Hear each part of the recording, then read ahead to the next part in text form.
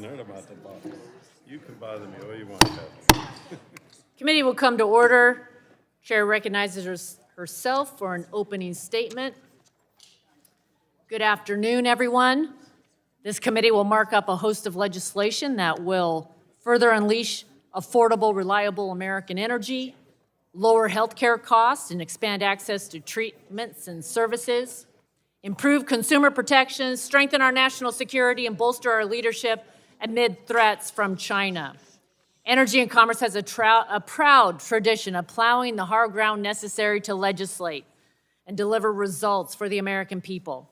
As I look back on this year, I'm proud to note that we've passed solutions out of this committee like the Lower Energy Cost Act to restore America's energy independence and free us from being reliant on China.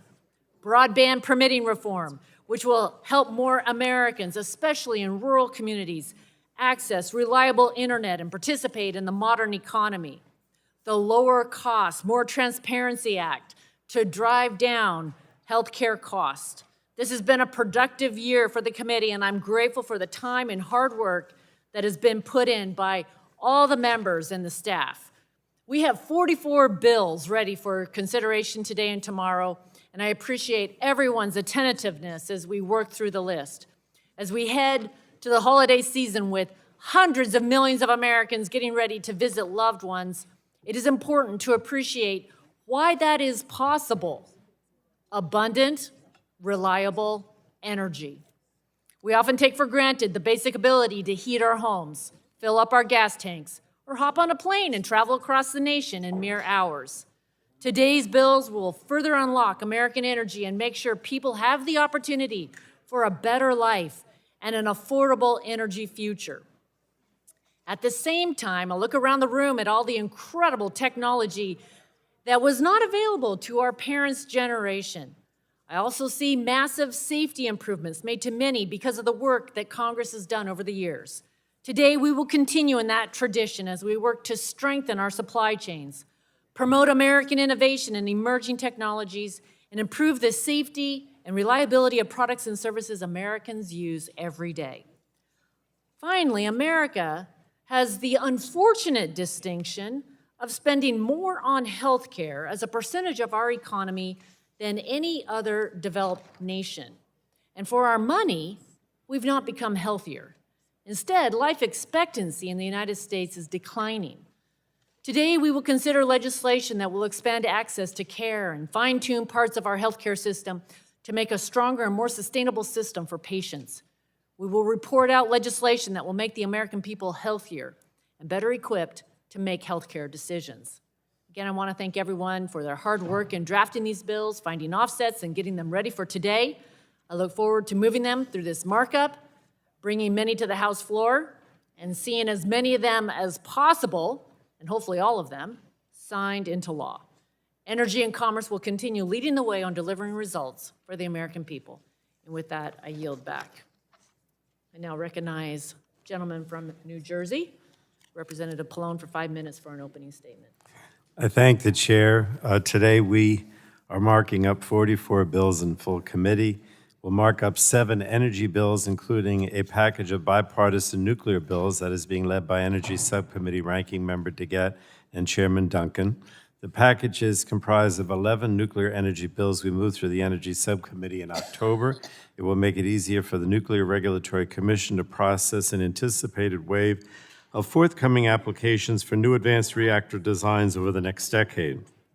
We'll also move Representative Latta's bipartisan legislation, establishing a program at the Department of Energy to build out domestic nuclear fuel cycle capabilities. Unfortunately, that's where the bipartisanship ends in the energy area. Republicans putting forth 4 partisan bills on energy efficiency and grid reliability, and these bills are designed to limit DOE's ability to issue energy efficiency standards that help lower energy bills for American families and reduce emissions. Gutting energy efficiency standards undermines our efforts to combat the worsening climate crisis. But we'll also consider Chair Rodgers' Hydropower bill. At the subcommittee markup, I voiced my concerns with this bill.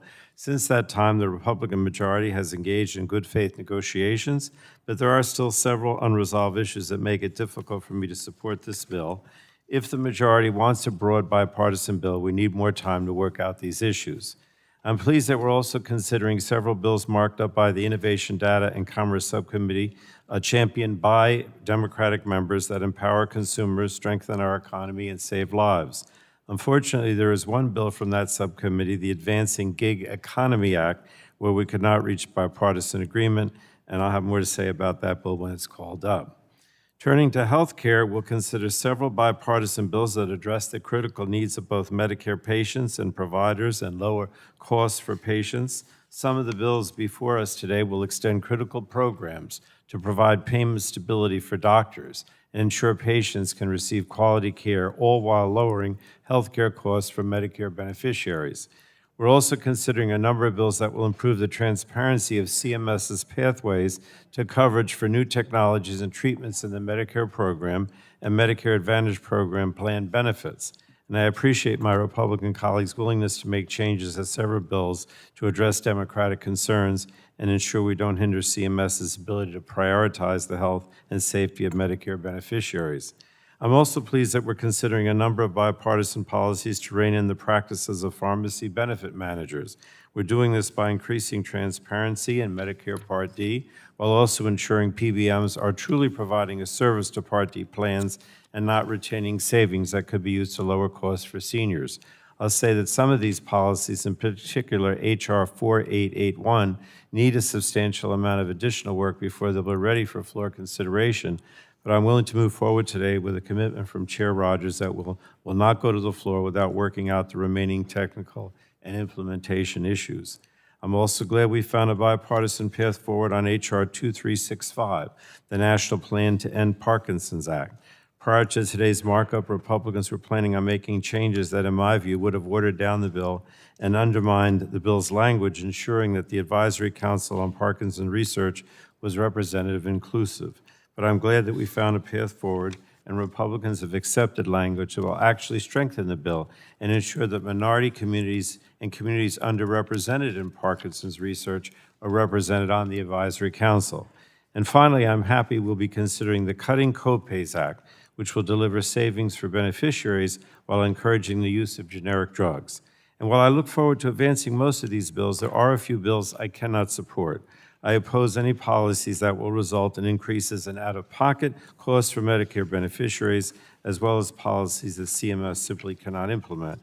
And I'll have more to say on some of these bills as we move on. But for now, I thank the chair for all the cooperation on both sides of the aisle, and I yield back the balance of my time, Madam Chair. Gentleman yields back. The chair calls up H.R. 5677 and asks the clerk to report.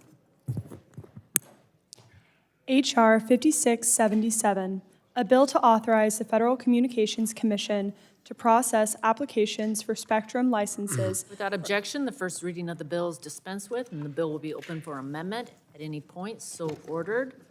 Does anyone seek to be recognized? Gentleman from Ohio, the chairman of the subcommittee, Mr. Ladd, is recognized for 5 minutes. Well, thank you, Madam Chair. Move to strike the last word. Gentleman's recognized. I am very pleased that we are considering the 5G Sale Act today.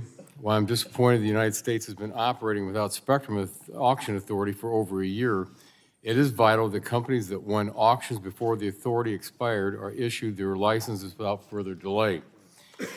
Now is a critical time to restore trust in our nation's auction process, and this is a good step in that direction.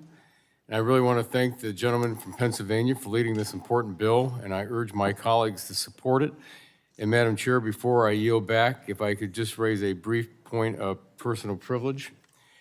I'd like to thank a member of our Communications and Technology Subcommittee, Evan View, for his nearly 7 years of service to the Energy and Commerce Committee. Evan started as a staff assistant on the committee and worked his way up to professional staff, becoming the wireless policy expert for the majority staff. He's one of the hardest working, strategic, and smart minds in the communication issues, especially spectrum policy, and I have truly enjoyed working with him. In the new year, Evan will be leaving Congress to pursue a new opportunity, will be sorely missed, and I tell you, we can't thank you enough for your service to the committee and to the American people, and we're going to miss you. And I yield back. Thank you, Madam Chair.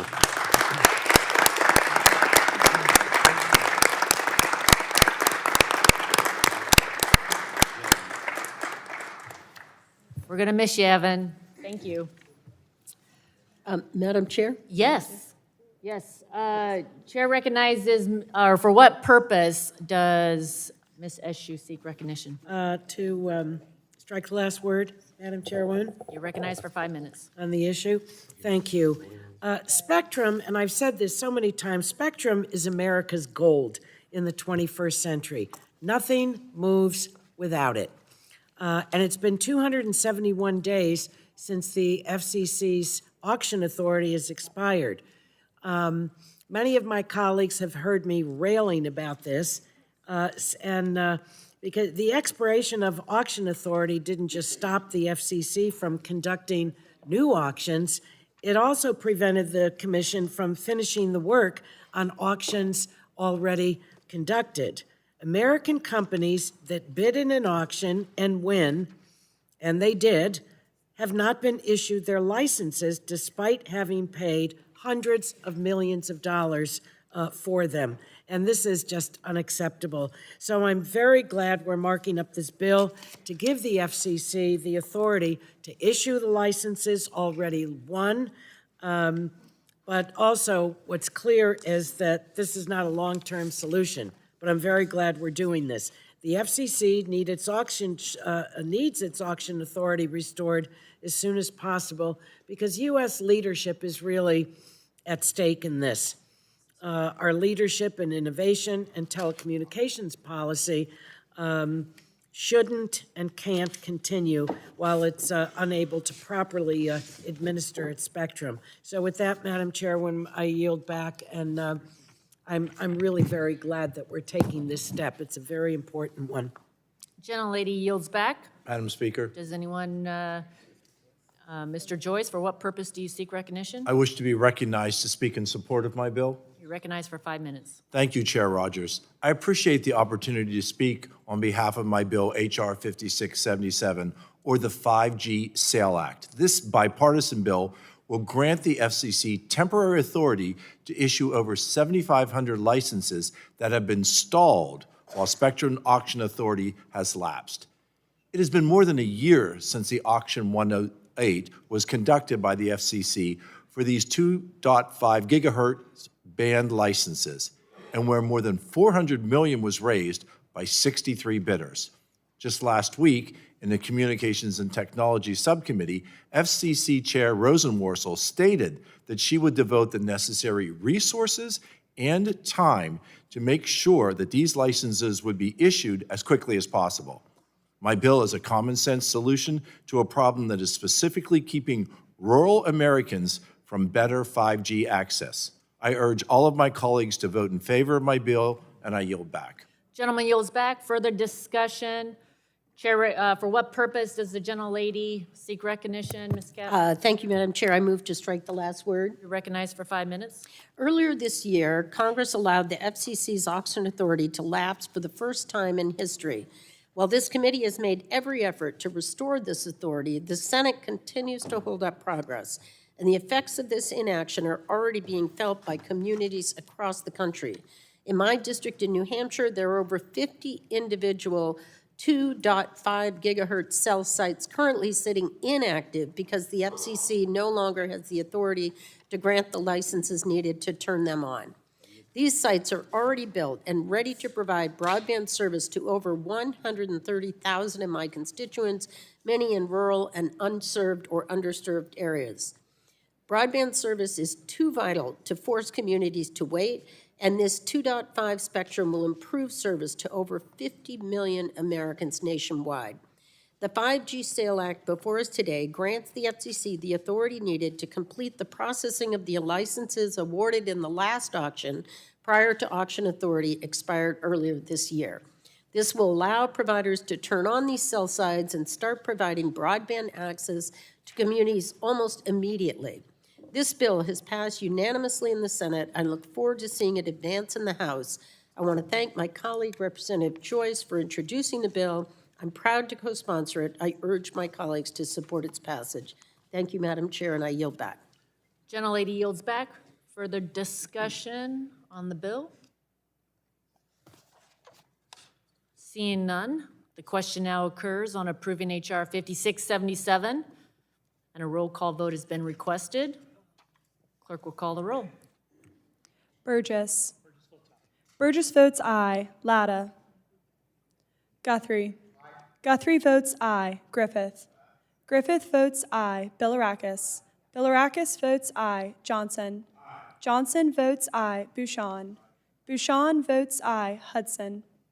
Hudson votes aye. Wahlberg. Wahlberg votes aye. Carter. Duncan. Duncan votes aye. Palmer. Dunn. Curtis. Curtis votes aye. Lesko. Lesko votes aye. Pence. Pence votes aye. Crenshaw. Joyce. Joyce votes aye. Armstrong. Armstrong votes aye. Weber. Weber votes aye. Allen. Balderson. Balderson votes aye. Fulcher. Fulcher votes aye. Pfluger. Pfluger votes aye. Harshbarger. Miller Meeks. Kamick. Kamick votes aye. Obernolte. Pallone. Aye. Pallone votes aye. Eschew. Eschew votes aye. Deget. Deget votes aye. Schakowsky. Schakowsky votes aye. Matsui. Matsui votes aye. Castor. Castor votes aye. Sarbanes. Tonko. Aye. Tonko votes aye. Clark. Clark votes aye. Cardenas. Cardenas votes aye. Ruiz. Peters. Peters votes aye. Dingle. Dingle votes aye. Vesey. Vesey votes aye. Custer. Aye. Custer votes aye. Kelly. Kelly votes aye. Badagan. Blunt Rochester. Blunt Rochester votes aye. Soto. Soto votes aye. Craig. Schreier. Schreier votes aye. Trahan. Trahan votes aye. Fletcher. Rodgers. Aye. Rodgers votes aye. Madam Clerk, how is Mr. Latta recorded? Mr. Latta is not recorded. Mr. Latta votes aye. How is Ms. Harshberger recorded? Harshbarger is not recorded. Harshbarger votes aye. How is Mr. Allen recorded? Mr. Allen is not recorded. Allen votes aye. Any other? How is Ms. Craig reported? Craig is not recorded. Craig votes aye. How is Mr. Crenshaw recorded? Mr. Crenshaw is not recorded. Crenshaw votes aye.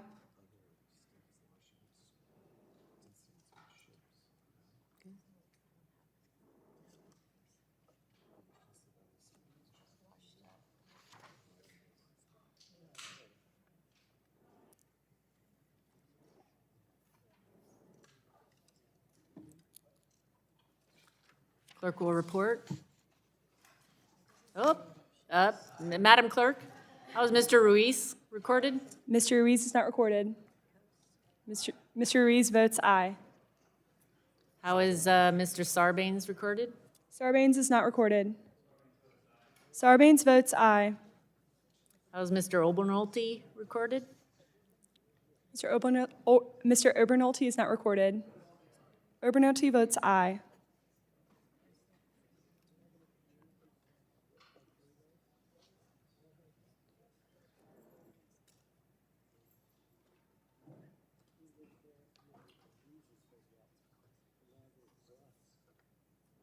Clerk will report.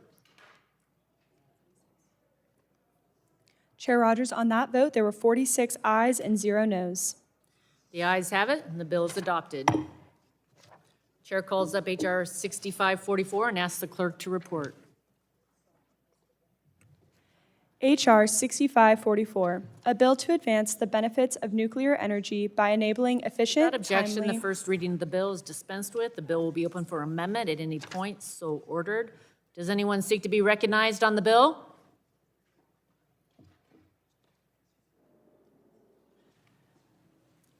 Mr. Duncan is recognized for 5 minutes to strike the last word.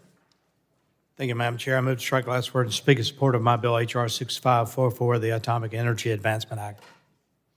I want to thank my colleague, friend, and ranking member of the Energy, Climate, and Grid Security Subcommittee for leading this effort with me, Congresswoman Diana DeGette. This package of nuclear bills is comprised of the work of many members of this committee on both sides of the aisle And I want to thank my colleagues for, for their work in advancing the use of nuclear energy here in the United States. The Atomic Energy Advancement Act and the policies and provisions in the bill were generated from a bipartisan committee process. Our goal is to advance durable, bipartisan policy that will expand nuclear energy and its many benefits for the nation. Chair Rodgers, Ranking Members Pallone and DeGette, and I began this process in April when we sent a request for information to stakeholders in the industry. We built on the responses we received through a series of hearings where we heard from the NRC commissioners, from the DOE, and the labs, and from industry experts on what is required to modernize the NRC to advance the peaceful use of nuclear power.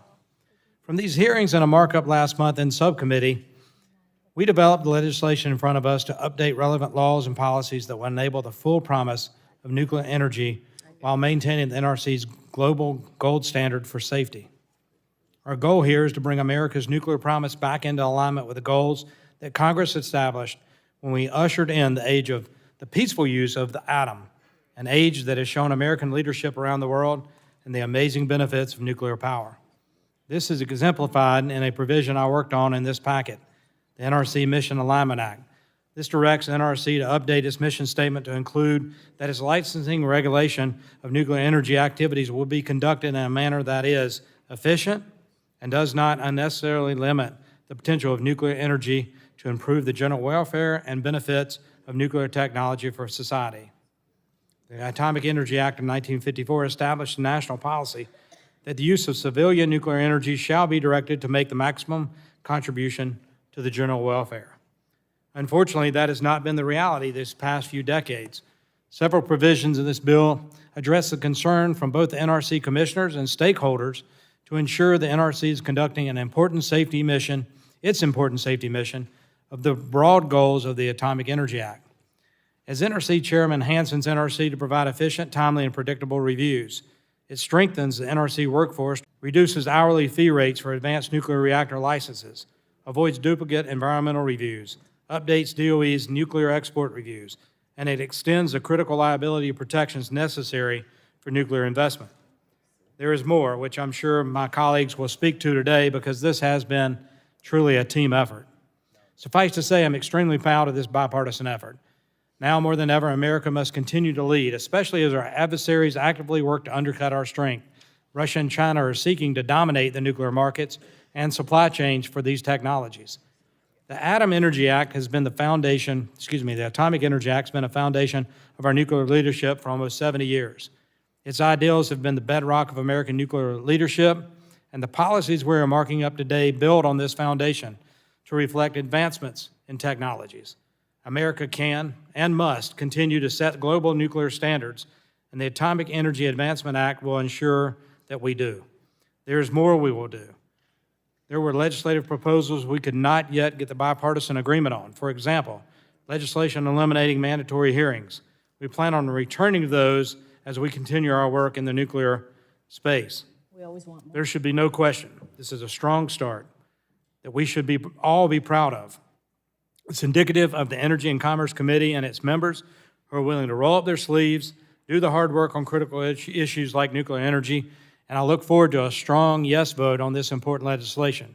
I thank my colleagues once again for all their work and dedication to this effort, and with that, I yield back. Gentleman yields back. Chair recognizes the lady from Colorado, Ms. DeGette, for 5 minutes to strike the last word. Thank the chair. I just want to thank Chairman Duncan for working with us on this great bipartisan package.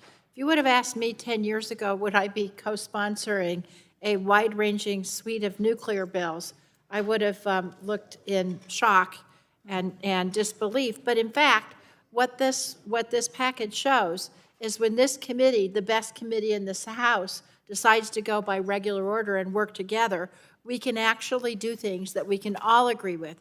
This package is stronger than the bills we had a legislative hearing on back in July, and that's because after July, our staff sat down really hard and worked together. They listened to feedback from all corners, and they hashed out a deal.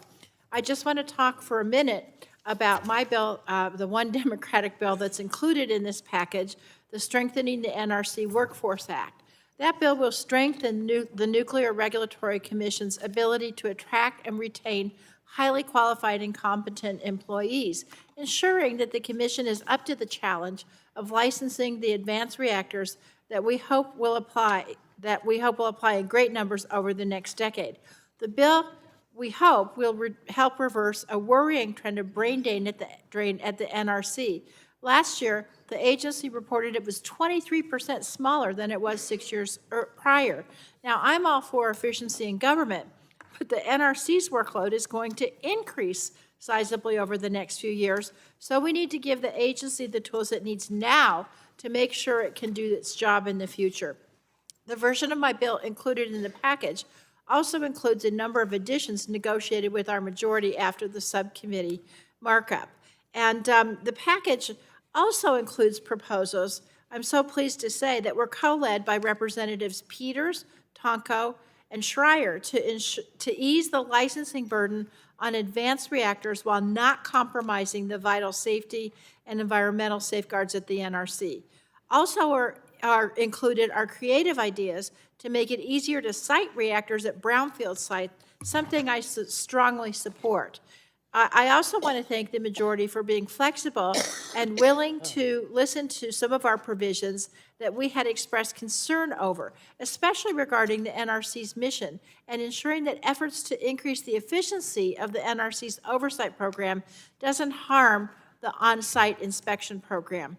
While I don't think that any of us would call the resulting compromises perfect or ideal, that's exactly why it's called compromise, and we can live with it. Now, the Senate has passed its own version of NRC licensing reform. This bill includes many of the same ideas and principles as our package does today.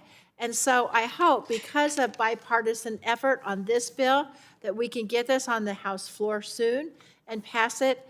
And something many members of this committee have never seen or done, a conference committee to hash, I know, it's a shock, Mr. Cardenas, but we could have a conference committee to think about this, to work it out, and to move our nuclear energy forward. One last thing.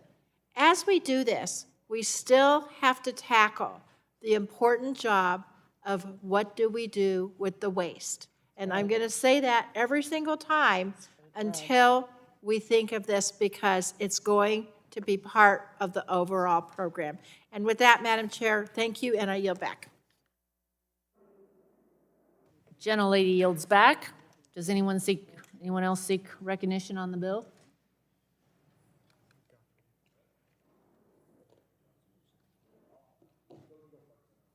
Chair recognizes Mr. Bouchon. Yep, I'll be brief, Madam Chair. 5 minutes, and I'm speaking. strike the last word. Yep, I'm speaking in support of the Atomic Energy Advancement Act. This package builds on previous work driven by this committee's efforts to advance nuclear energy for the security and reliability of future American energy. Section 111 of this bill contains legislation which I am proud to have led with my colleague, Representative Peters. In short, our component of this bill would reduce the hourly rate of fees assessed on activities for advanced nuclear reactor licenses, ensuring that what these companies are charged only reflects mission direct costs for the service of reviewing the licenses. What this means in practice is that advanced reactor applicants could pay less than half the current $300 an hour rate for licensing, dramatically reducing their cost by focusing just on paying for the actual license review work. I urge my colleagues to support the Atomic Energy Advancement Act, and I will yield unless someone wants my time. Thank you. I appreciate the gentleman for yielding, and I have the privilege of representing three great Western Kentucky coal counties, Muhlenberg, McLean, and Ohio counties. And unfortunately, due to the regulations implemented during the Obama administration, we've had loss of critical jobs and high-paying jobs in the coal communities. And I have a provision in this bill that is H.R. 6268, the Nuclear for Brownsfield Site Preparation Act, that looks at a study to see what type of financing is available or permits required and so forth at existing coal sites for nuclear power plants. These are energy workers. They know how to do a good job in the energy field. I'm committed to making sure we have affordable, reliable energy from diverse energy portfolio, but empowering communities who have powered our nation for years. And I appreciate the opportunity and Chairman Duncan for putting this into the bill today, and I will yield back to my friend from Indiana. Gentleman yields back, and I now yield to Mr. Hudson from North Carolina. Thank the gentleman for yielding, and thank you, Madam Chair. This past weekend was the one-year anniversary of the Moore County grid attack. In the middle of a winter cold spell, our grid was taken out. I was concerned about my 45,000 neighbors who went without power to their homes, the patients who relied on generators to power medical devices, and the small businesses who were forced to close in the midst of holiday shopping. I want to thank Chairwoman Rodgers, Ranking Member Pallone, Chairman Duncan, Ranking Member DeGette, and the entire committee for their continued commitment to increase grid security and unlock reliable, clean American energy production. Including my legislation, the Advanced Nuclear Deployment Act and this Atomic Energy Advancement Act will prioritize reducing barriers to entry for commercial developers of advanced nuclear reactor technology, provide regulatory certainty, and reduce bureaucratic red tape with applications for advanced nuclear reactor development, implementation, and demonstration. If we want to remain competitive against our foreign adversaries, we must construct new energy capacity resources like advanced nuclear reactors. I urge my colleagues to support this legislation. In doing so, we will increase domestic energy production, strengthen our security posture, and lower energy costs, all while reducing our country's carbon footprint. And with that, I'll be happy to yield back to the gentleman. The gentleman yields back to me, and I'll yield to Mr. Johnson from Ohio for the last minute, 34 seconds. Well, thank you. Thank you to my colleague for yielding.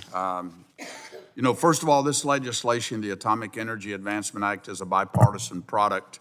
We would not have been able to bring to this markup without the work of our great committee staff. I know you all have put a lot of work into this, and you deserve recognition for your work. In my view, this is a culmination of years of efforts to bring meaningful reforms to the American civilian nuclear sector at just the right time. As I mentioned in the Energy Subcommittee markup just a few weeks ago, and the hearings we've held this year, innovations in nuclear technology are advancing rapidly, and it is imperative that regulators and policymakers are ready. My legislation, the Strengthening American Nuclear Competitiveness Act, is part of H.R. 6544.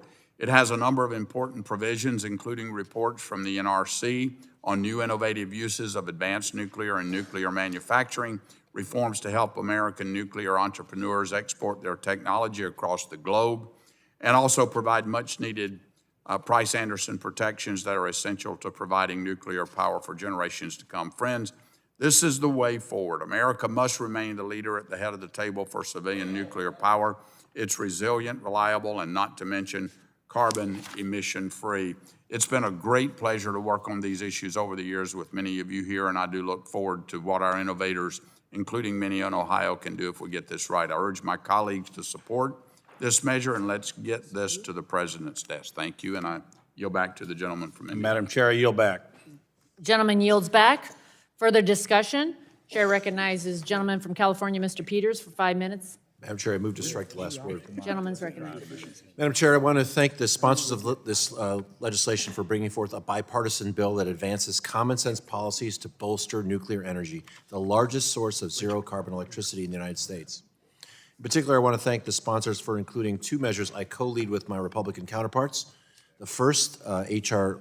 995, the Global Nuclear Energy Assessment and Cooperation Act, which I joined with Representative Carter, bolsters our nuclear energy sector while inhibiting our adversaries' nuclear capabilities, including those of China and Russia. Specifically, the bill promotes better international cooperation and assistance related to nuclear reactors, helps build nuclear regulatory organizations or legal frameworks in other nations, and builds up the Nuclear Regulatory Commission's international efforts by facilitating the issuing of licenses to import or export nuclear reactors. This bill will help continue our clean energy leadership and ensure that we, the United States, remain the world's leading developer of nuclear energy. The second bill, H.R. 6326, the Advanced Reactor Fee Reduction Act, which I co-lead with Representative Bouchon, advances the future of American nuclear energy and removes regulatory barriers for investment in advanced nuclear reactor technologies. Nuclear energy is and will continue to be essential to a clean, resilient, and reliable electric grid. I appreciate the work for everyone. I urge a yes vote and yield back. Gentleman yields back. Chair recognizes the gentleman from Georgia for 5 minutes in support of the bill. Move to strike the last word, Madam Chair. Gentleman's recognized. Madam Chair, America used to be the leader in nuclear energy. It should be one of the key parts of our energy security and the awe of the globe. However, we've allowed it to deteriorate and for other countries to take the lead on the global stage. Instead, Russia and China are building larger and larger presence in global nuclear power. Together, the two account for nearly 70% of reactors under construction are being planned worldwide. Russia has the most with 19 and has a strong influence in the global nuclear power. Russia is building plants in Turkey and Egypt and discussing one in Hungary. China is pursuing projects in Pakistan. Argentina is in talks with Saudi Arabia, among many others. Chinese nuclear energy officials have said that China could build as many as 30 nuclear reactors abroad worth $145.5 billion by 2030. The United States cannot stand by and allow China and Russia to be the standard bearers of nuclear energy. Just imagine the nuclear non-proliferation implications, let alone the economic ones. Don't be fooled. These are just another way for China and Russia to exert influence and manipulate countries around the globe. We've seen it with the Belt and Road Initiative, and with nuclear plants, this means for decades and decades of developing countries tied to China. Thankfully, this doesn't have to be the case.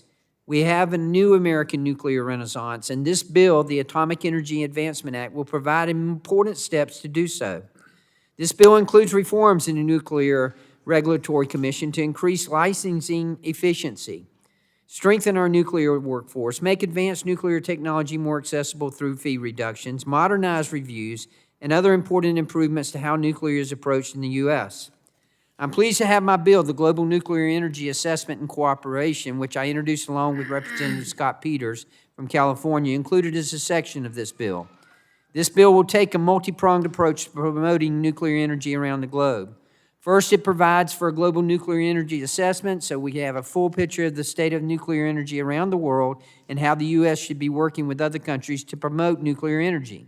Second, it'll provide a program for training and the sharing of expertise. Further, it will provide for an international nuclear reactor export and innovation branch at the Nuclear Regulatory Commission to focus our international nuclear efforts, including training and sharing expertise with our allies. This will inspire coordination, research, and development for the U.S. and our allies so we can create a safe and secure world.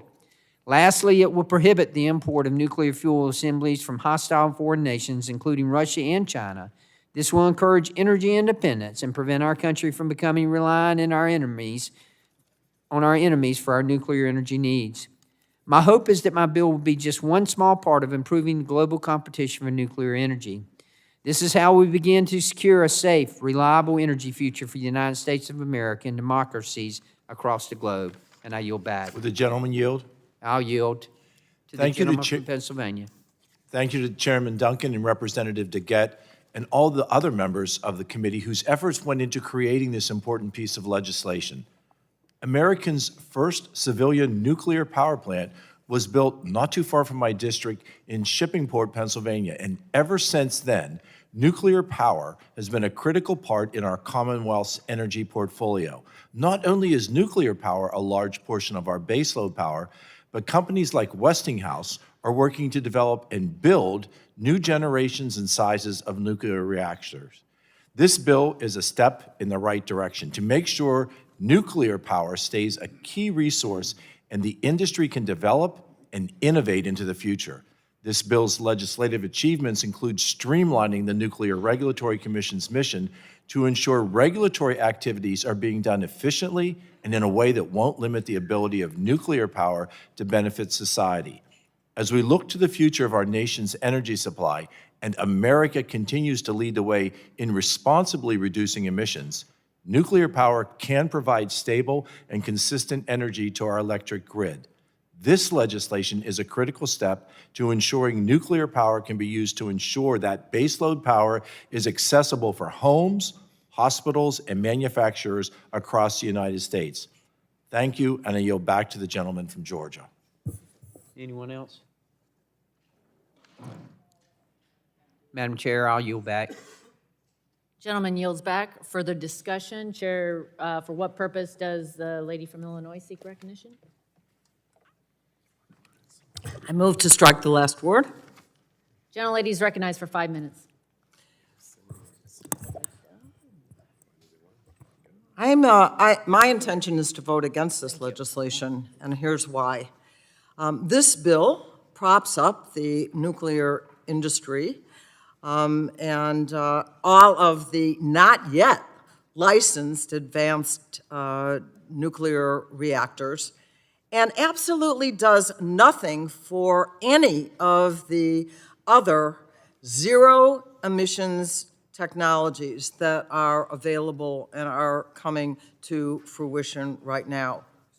The bill, in addition, extends Price-Anderson protections against liability for the domestic use of nuclear power for the next 20 years through 2045. All liability is protected.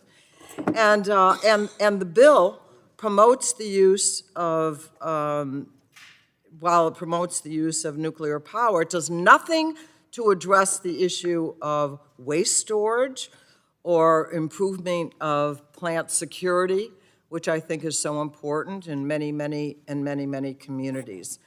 So it seems to me, from also talking to many of the environmental groups, that if we're going to make an investment, this is the time for us to make investments, yes, in clean energy, in not having more fossil fuels, but we have so many other opportunities that we know are safe, don't raise all kinds of other safety issues, and I think that's ought to be the priority. And that's the way the private sector has been moving right now, rather than supporting the advancement of nuclear energy.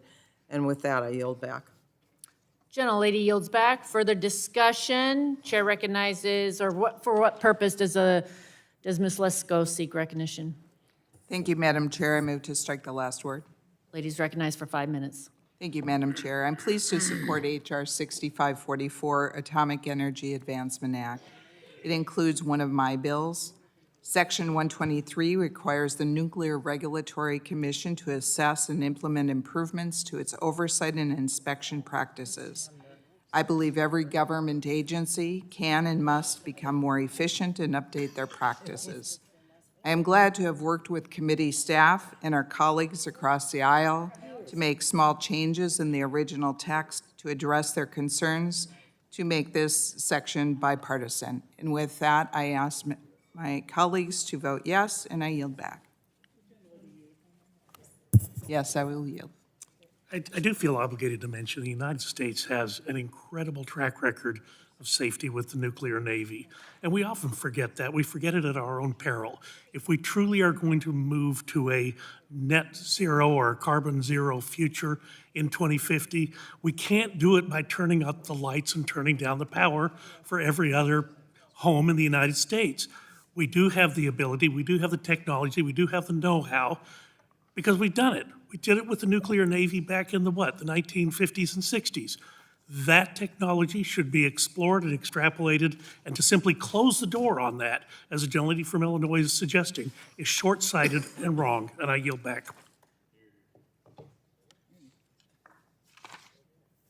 And I yield back my time. Further, is there any further, does anyone seek to be recognized on the bill? Further discussion? Chair recognizes gentleman from Georgia for 5 minutes. Madam Chairwoman, I move to strike the last word. Gentleman's recognized. Madam Chairwoman, I move to speak in favor of the Atomic Energy Advancement Act. And all of the above strategy is critical to reclaiming American energy dominance, which is critical. And as the nation's largest source of clean energy, nuclear has a pivotal role to play. With the first 2 nuclear reactors built in over 3 decades in the United States, located at Plant Vogtle in my district, and we are leading our nation's nuclear future. As we saw through the construction process, nuclear projects in the U.S. are often bogged down by burdensome licensing and permitting processes that result in unnecessary delays and cost overruns. I compliment Southern Company for their persistence in in the completion of these projects. They persevered through them with many, many challenges. That is why I'm proud to have my bill, the Nuclear Licensing Efficiency Act, incorporated in the Atomic Energy Advancement Act. This bill seeks to modernize the inefficient procedures that hamper our nuclear energy expansion. Specifically, the Nuclear License Efficiency Act provides efficient, timely, and predictable reviews of applications and proceedings for licenses of nuclear reactors. It allows information that was used in the licensing process for an existing nuclear reactor site to be used in further licensing and permitting at that site. And it establishes a time frame of once every 3 years to update performance metrics and milestone schedules to be the most efficient possible. It is imperative we incorporate best practices learned from this huge accomplishment at Plant Vogtle so we can further incorporate 24/7 nuclear energy into our grid. I am proud to have my bill as part of the broader bipartisan Atomic Energy Advancement Act to improve our nuclear energy regulatory process. I urge my colleagues to support the Atomic Energy Advancement Act, and I yield back. Gentleman yields back. Further discussion? Seeing none, question occurs on approving H.R. 6544. Oh, further discussion. Oh, an amendment. Oh, there's that. Okay. For what purpose does the gentlelady from Massachusetts seek recognition? Thank you, Madam Chair. I have an amendment at the desk. Clerk will report labeled the amendment. Trahan 41. Amendment to H.R. 6544, offered by Ms. Trahan of Massachusetts. At the end of Section 102, add the following subsection. Fusion machines. Definition. Without objection, the reading of the amendment is dispensed with. Gentlelady is recognized for 5 minutes in support of her amendment. Madam Chair, earlier this year, the Nuclear Regulatory Committee took an important vote to regulate commercial fusion energy under its existing regulatory framework, specifically the byproduct materials framework. This was a critical step to unlocking commercialized fusion energy because the Commission recognized that fusion does not need to be regulated the same way as fission. This bipartisan amendment, which I'm introducing with my friend and fellow Fusion Caucus co-chair, Mr. Obernolte, will in effect codify the vote that the NRC took. This will provide the fusion industry the regulatory certainty that it needs to continue pursuing their innovative research and development and foster an entire fusion industry right here in the United States. We know that fusion is a game changer. A future with fusion means thousands of good-paying, family-sustaining clean energy jobs that will create along the way. Fusion unlocks a future where energy production is no longer tied to access to a resource, and it means an endless supply of baseload clean energy without any emissions. And it also means that dictators like Putin won't be able to manipulate energy markets to suit their needs. But make no mistake, both our allies and our adversaries are racing to unlock fusion energy. The UK is investing £650 million. Germany just announced a $1 billion euro investment. China has already invested $1.8 billion in their state-owned facilities with plans to massively ramp up over the next decade. In China, there's no private industry investment in fusion. It's all government-controlled, and that's a huge competitive advantage that we have over them. What the United States does best is innovate. For example, one of those companies is Commonwealth Fusion Systems, which is located in the district I represent. Since its founding, roughly 5 years ago, CFS has raised more than $2 billion in private investment, employs over 600 people, and is well on its way to building Spark, a fusion machine that will achieve net energy and demonstrate that producing commercial fusion energy is just a few years is possible. But if we're going to continue to beat China to fusion, then it's absolutely critical that we provide the commercial fusion industry with the regulatory certainty that it needs. That is what this bipartisan amendment will achieve. I urge my colleagues to join me and Mr. Obernolte in supporting this important common sense proposal that is critical to unlocking fusion energy. And with that, I'd like to yield to my friend and co-chair of the Fusion Caucus, Mr. Obernolte. I thank the gentlewoman from yielding, and I thank her for co-leading this bipartisan piece of this amendment with me as co-chairs of the Fusion Energy Caucus. We are very well aware of the revolutionary changes that fusion energy will make in the American market for energy. Fusion energy has the potential to completely revolutionize the production of energy. It will be by far the cleanest energy that mankind has ever managed to produce. It will also generate energy in a way that avoids almost all of the environmental drawbacks of traditional nuclear energy. However, the Atomic Energy Act, under which traditional fission energy is governed currently, does not even mention fusion energy. That's understandable because it was passed in 1954 when fusion energy was not even envisioned. However, this is creating substantial problems with the development of fusion energy because of the substantial investment that needs to be made to bring this revolutionary technology to market. So this amendment will solve that problem. It will establish some regulatory certainty for the companies that are striving to bring this energy to market in the United States. It's very timely and I think a very needed piece of legislation. I'd like to again thank my colleague and the co-chair of the Fusion Energy Caucus, Congresswoman Strahan, for offering this amendment with me and urge its adoption by the members of this committee. I yield back. Oh, I'd like to thank the gentleman and the chair, and I yield back. Gentlelady yields back. Further discussion on the amendment? If there's no further discussion, the vote occurs on the amendment. All those in favor shall signify by saying aye. Aye. Those opposed, nay. Ayes have it. The amendment is agreed to. Are there further amendments? Seeing none, question now occurs on approving H.R. 6544 as amended, and a roll call vote has been requested. Clerk will call the roll. Burgess. Burgess votes aye. Latta. Latta votes aye. Guthrie. Guthrie votes aye. Griffith. Griffith votes aye. Bilirakis. Bilirakis votes aye. Johnson. Aye. Johnson votes aye. Bouchon. Aye. Bouchon votes aye. Hudson. Wahlberg. Wahlberg votes aye. Carter. Carter votes aye. Duncan. Duncan votes aye. Palmer. Dunn. Curtis. Curtis votes aye. Lesko. Lesko votes aye. Pence. Pence votes aye. Crenshaw. Joyce. Joyce votes aye. Crenshaw votes aye. Armstrong. Armstrong votes aye. Weber. Weber votes aye. Allen. Allen votes aye. Balderson. Balderson votes aye. Fulcher. Fulcher votes aye. Pfluger. Pfluger votes aye. Harshbarger. Harshbarger votes aye. Miller Meeks. Miller Meeks votes aye. Kamick. Kamick votes aye. Obernolte. Obernolte votes aye. Pallone. Aye. Pallone votes aye. Eschew.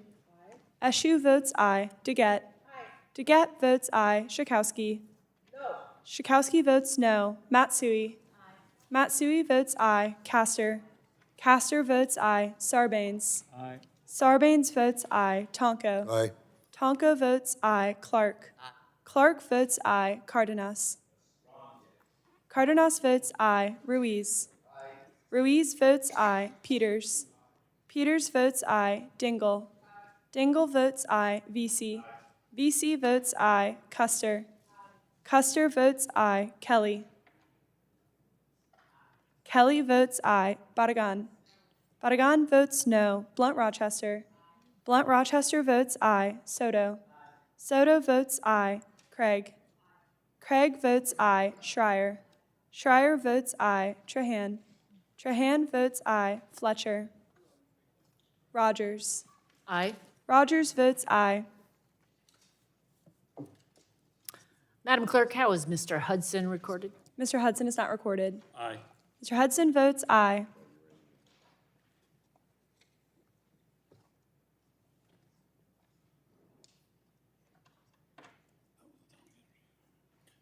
Yeah. H 65.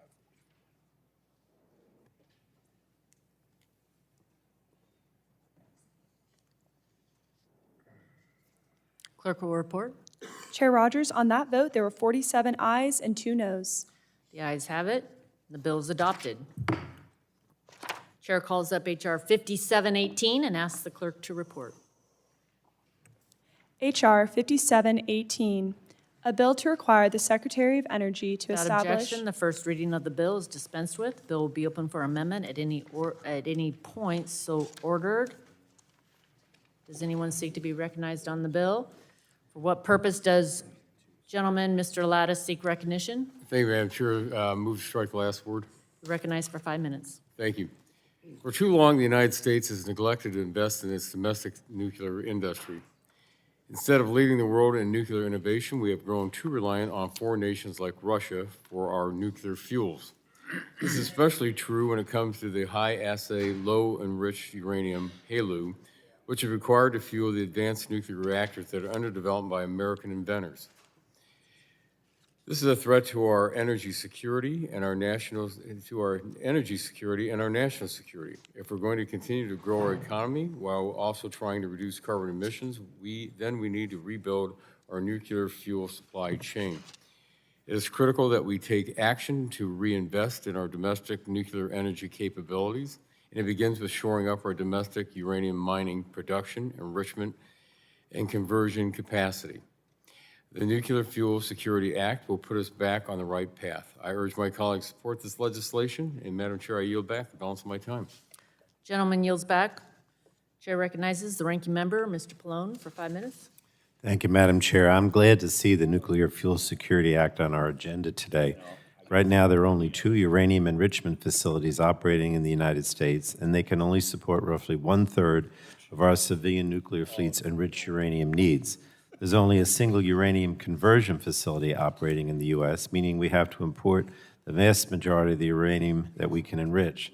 So simply put, right now, we lack the vital infrastructure to ban all Russian uranium imports overnight without doing damage to our nation's nuclear industry.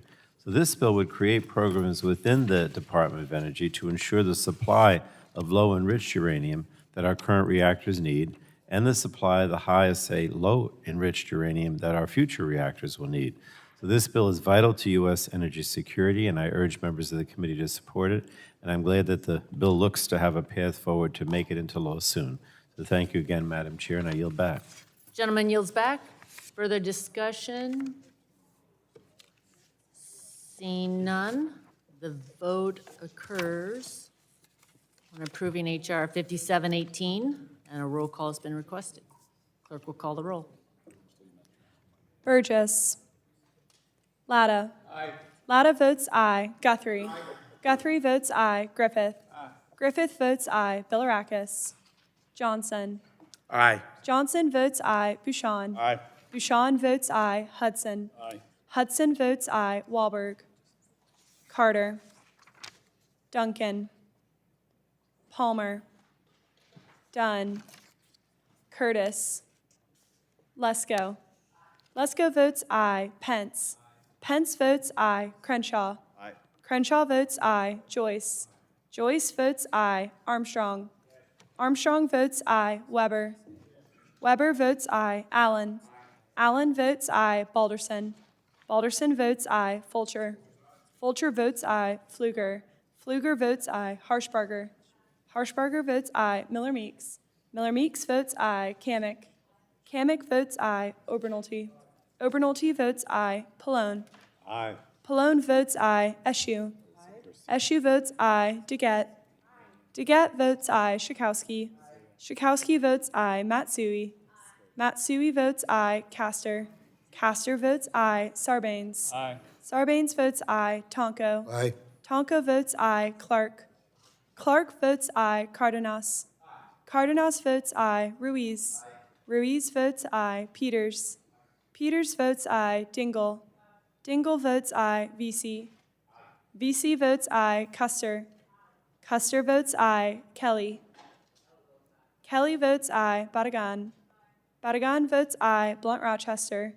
Blunt Rochester votes aye. Soto. Soto votes aye. Craig. Craig votes aye. Schreier. Schreier votes aye. Trahan. Trahan votes aye. Fletcher. Rodgers. Aye. Rodgers votes aye. Madam Clerk, how is Mr. Duncan recorded? Mr. Burgess is not recorded. Mr. Burgess, yes. How is Mr. Bilirakis recorded? Mr. Bilirakis is not recorded. I vote aye. Mr. Bilirakis votes aye. How is Mr. Duncan recorded? Mr. Duncan is not recorded. Duncan, aye. Duncan votes aye. How is Mr. Carter recorded? Carter is not recorded. Aye. Carter votes aye. How's Mr. Curtis recorded? Curtis is not recorded. Curtis votes aye. Curtis votes aye.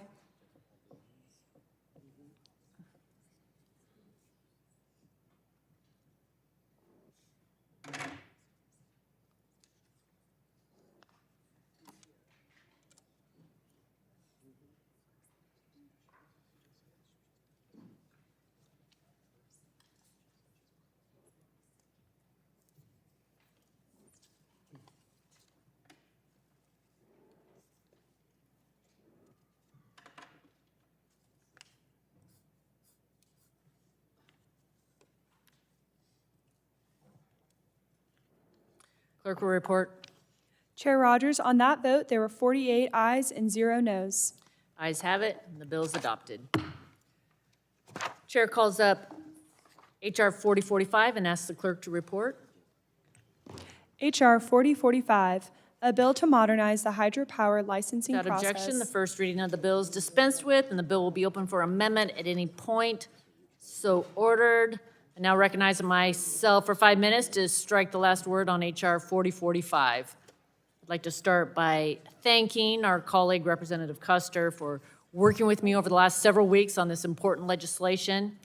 In Eastern Washington, we're showing the world what's possible when we unleash the potential of hydropower, the largest source of renewable energy in the United States. In Washington state alone, hydropower accounts for nearly 70% of our electricity.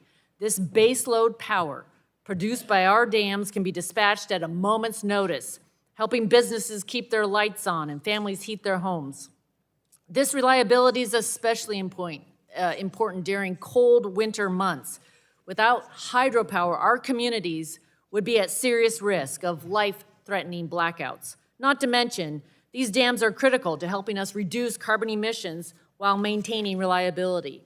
Unleashing hydropower will help the United States substantially further reduce carbon emissions. It is essential for a strong energy mix, especially as we begin incorporating more renewable resources. Hydropower accounts for nearly 40% of the nation's renewable generation. It's necessary for a reliable grid that produces enough energy to meet demand, which will only continue growing. We should be embracing the resources and the infrastructure we have at our disposal, not turning them away. That's where the Hydropower Clean Energy Future Act comes in. Right now, only 3% of the dams in our country actually produce electricity. By leveraging this untapped potential for more hydropower energy, we could more than double hydropower production in the United States without building a single new dam. H.R. 4045 will help us get there by modernizing the burdensome and outdated licensing process that it takes on average a decade to complete and is standing in the way of next-generation hydro technology. By removing barriers and rapidly expanding hydropower development, it will help strengthen our energy grid, drive down energy costs, and help secure a clean energy future. This bill also enhances coordination among dozens of agencies by authorizing FERC to set schedules, clarify responsibilities, and resolve disputes. H.R. 4045 will play a pivotal role, bringing more hydropower facilities online while preserving and expanding our already powerful hydropower fleet. It is a real free market climate solution that will ensure America continues to lead the way on clean, renewable, affordable, and reliable energy for generations to come. The bottom line is this: the United States of America has led the world in reducing carbon emissions, and we've done it with technology and innovation, not heavy-handed government mandates. Emissions-free hydropower is a critical part of our energy expansion in America. It's the key to ensuring we continue leading the way towards a cleaner energy future for years to come. So I urge you all to support the passage of H.R. 4045, the Hydropower Clean Energy Future Act, and I yield back. Does anyone else seek recognition? Ranking Member Mr. Pallone. Thank you, Madam recognized Chair. for 5 minutes. Thank you, Madam Chair. Unfortunately, I can't support moving the bill forward as it stands today for reasons I'll just get into. But first of all, I do want to thank you. After the subcommittee markup, your staff worked in good faith along with mine to try to come to a bipartisan agreement that could work for all of us, and we fell short in that endeavor, but we were able to make significant progress. So I sincerely hope that we're able to return to the negotiating table to find a durable way forward before this bill comes to the floor. And I'm grateful that despite the fact that I'm unable to support the bill today, this amendment reflects, well, I should say the amendments that are coming up, reflect the progress that we were able to make. And let me just talk about that. We were able to address some of my concerns. The majority agreed to get rid of the provisions that would have fined federal and state agencies for trying to follow their statutory responsibilities under the Clean Water Act or the Endangered Species Act. They also agreed to get rid of language exempting small hydropower projects from all environmental reviews and eliminated a cumbersome process that elevated certain provisions of hydropower licenses to the White House for refereeing. And these were all important steps, but as the bill currently stands, I can't support it. I have concerns about doubling the threshold for small hydropower exemptions. I'm also worried about exempting many closed-loop pump storage projects from the licensing requirements of the Federal Power Act. And the bill is setting up projects to not be successful, I think, in Section 3B of the bill, which demands that FERC issue a license to certain types of hydropower projects within 2 years of projects applying to FERC. But there are no guardrails to ensure that these applications are complete. And as Mr. Turpin of FERC's Office of Energy Projects told the Energy Subcommittee back in September at a legislative hearing, that one of the main sources for delay in hydropower licenses is incomplete applications. And finally, this bill also narrows the scope of conditioning authorities under Sections 4E and 18 of the Federal Power Act. In the Senate's Daines-Cantwell hydropower bill, those provisions narrowing the application of conditions are partnered with vital protections extended to tribal nations, allowing those tribal nations to attach mandatory conditions to hydropower licenses. As I stated last year when the Energy Subcommittee had a hearing on what was then the Uncommon Dialogue proposal, I frankly struggle with that trade-off. But to narrow those conditioning authorities without expanding tribal power is a red line. Finally, I want to be able to find a path forward on hydropower licensing reform, but as the conversation in the Senate has made clear, extending mandatory conditioning authority to tribes is a vital component of that reform. And if tribes are going to be part of this bill, we need to engage our House colleagues on the Natural Resources Committee as well. So if we had more time, we might be able to find a way forward on this bill. Unfortunately, our staff's only had a few weeks to try and find common ground, but I hope that this is not rushed to the floor and that instead we all can take time to engage with each other to find a path that works for everyone. With that, again, though, thank you, Madam Chair, and I yield back. Does anyone else seek recognition on the bill? Chair recognizes, for what purpose does the lady from Washington, Ms. Schreier, seek recognition? Ladies recognized for 5 minutes. Thank you very much, Madam Chair and Ranking Member Pallone, for working so hard to find common ground on hydropower licensing reform. It's so important for my district in particular. Hydropower has provided Washingtonians clean, reliable, affordable energy that is helping keep us on track to reach our state's net zero clean energy goals. And I want to be clear that no energy source is completely clean, and hydropower has had profound impacts on salmon and steelhead populations, and this impacts whole ecosystems and also violates Native American treaty rights.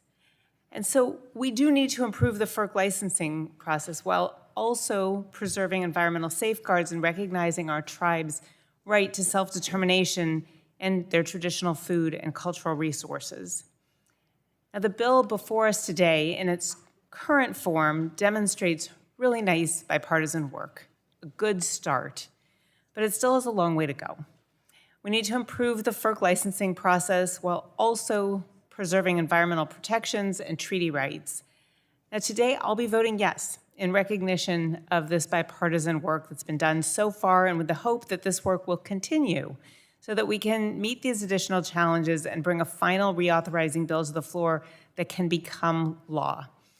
This progress is a positive step, and I appreciate that work, and I believe we will streamline to come up with a solid, comprehensive licensing process that brings all stakeholders fairly to the table. Thank you, and I yield back.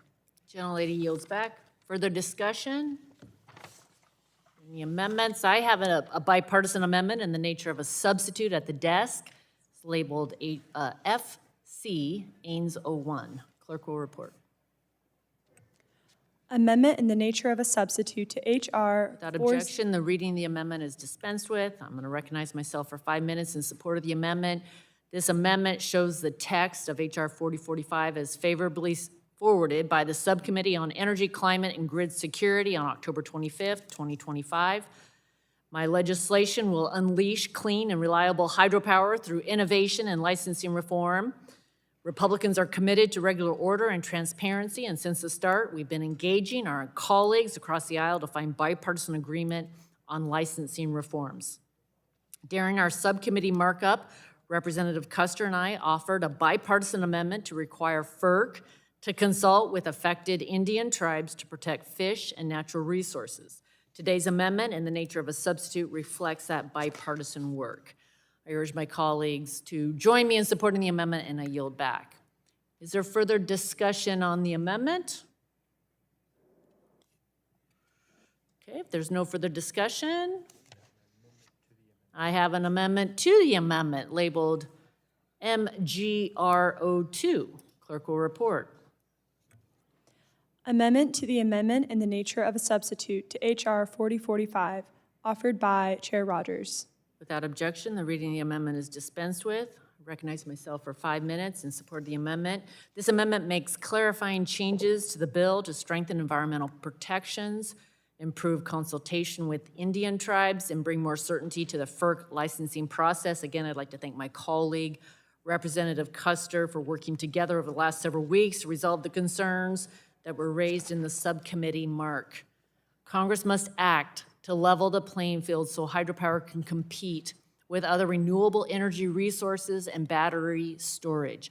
Under the existing process, it can take several years. As I mentioned, it's on average a decade for projects to get through the burdensome FERC licensing process. With this amendment, we're going to give FERC the tools it needs to conduct environmental reviews in a timely manner, coordinate with participating agencies and tribes, and make informed decisions.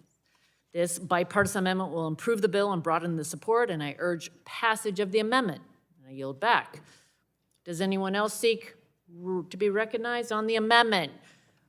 Ms. Custer, for what purpose do you seek recognition? Madam Chair, I move to strike the last word. Ladies recognized for 5 minutes. Thank you, Madam Chair. I want to thank you and your staff and thank my own staff, Will Pisano, for their hard work to find common ground on the Hydropower Clean Energy Future Act. Our bipartisan amendment makes some important changes to the proposal, and I'm pleased to support referring the legislation to the full committee with these changes. Before I talk about the good provisions of the amendment and underlying bill, I want to flag one issue that is important to me that we were unable to address: end-of-life decisions for smaller, older hydropower facilities. The average hydropower dam in New Hampshire was built in 1923. While we have some larger facilities, most hydropower facilities are smaller than 10 megawatts, often as low as 5 megawatts. Many of these small, 100-plus-year-old facilities are well-designed and continue to provide important services for the grid and surrounding communities. I think we should prioritize preserving these types of existing hydropower projects, which is why I'm excited to introduce a bipartisan bill with Adrian Smith this week, which will provide an investment tax credit for hydropower asset owners to make dam safety upgrades. But some facilities are in poor condition, and it doesn't pencil out for asset owners to reinvest in certain smaller, outdated projects. Unfortunately, FERC doesn't have a robust licensing surrender process, which leaves asset owners with deteriorating facilities and an unclear end-of-life decision-making process. Moving forward, I hope we can use this bill as a vehicle to provide a more robust FERC process to help asset owners make end-of-life decisions for older, smaller facilities. I firmly believe you can support the broader hydropower industry while recognizing the need to think holistically about small, obsolete dams. Now, to the good things that we accomplished in this amendment and the underlying bill. First, we're creating a true 2-year process for FERC to make licensing decisions to retrofit non-powered dams with hydropower generation and to license new closed-loop pump storage facilities. This will help us add critical clean energy generation and storage capacity to the grid and bring more renewables online. Second, we're providing certainty for all parties in FERC's hydropower relicensing process by clearly defining what conditions can and cannot be included in a hydropower license. This clarity will help speed up the relicensing process. Third, we're creating a new process for FERC to resolve inconsistent or conflicting terms in hydropower licenses. The new process will reduce litigation by providing an opportunity for stakeholders in the licensing process to address inconsistent or conflicting terms before issuing a final license. And finally, thanks to our subcommittee amendment, the bill provides a larger role for tribes in the licensing process, although we should expand this as the bill moves forward. While this bill is far from perfect, on balance, I think this is what compromise looks like. I will support the bill, and I look forward to working with our chair to continue to approve the bill on the way to the floor. And with that, I yield back. Does anyone else seek to be recognized on the amendment? There's no further discussion. Chair, Mr. Tonko, for what purpose do you seek recognition? Madam Chair, I move to strike the last word, please. Gentleman's recognized for 5 minutes. Thank you. Madam Chair, I was happy to hear that you and Ranking Member Pallone have continued to have earnest discussions on this bill. And while the bill before us today may not have resolved all of those issues, I still believe there is an opportunity for bipartisanship on hydropower licensing reform, as has been proven by similar efforts in the Senate. I fully recognize that hydropower has an important role to play in our clean energy mix, and that there are major challenges in the relicensing process. But it is important that we find that right balance, ensuring that states and tribes and environmentalists have adequate say in the process. So with that, I urge the committee's leadership to continue negotiations on this bill and try to reach bipartisan agreement before the bill comes to the floor. And with that, Madam Chair, I thank you and yield back. Gentleman yields back. Is there further discussion on the amendment? Seeing none, the vote occurs on the amendment to the Ains. All those in favor say aye. Those opposed, nay. Amendment is agreed to, is adopted. The vote now occurs on the Ains as amended. All those in favor say aye. Aye. Those opposed, nay. The ayes have it.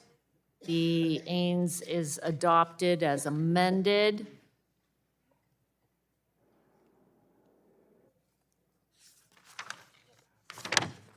Final passage, vote occurs on final passage as amended. Clerk will call the vote. Roll. Burgess.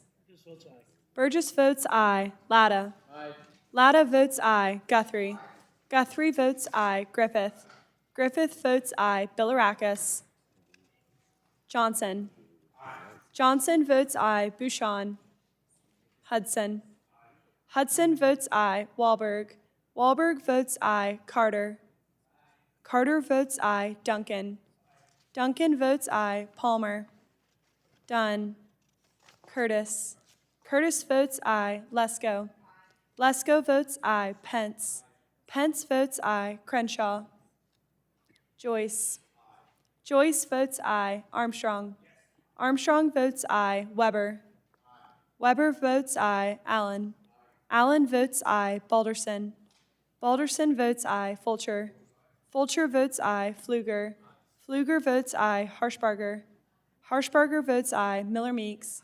Miller Meeks votes aye. Kamick. Obernolte. Pallone. No. Pallone votes no. Eshue. Eshue votes no. Deget. Deget votes no. Schakowsky. Schakowsky votes no. Matsui. Matsui votes no. Castor. Castor votes no. Sarbanes. Sarbanes votes no. Tonko. No. Tonko votes no. Clark. No. Clark votes no. Cardenas.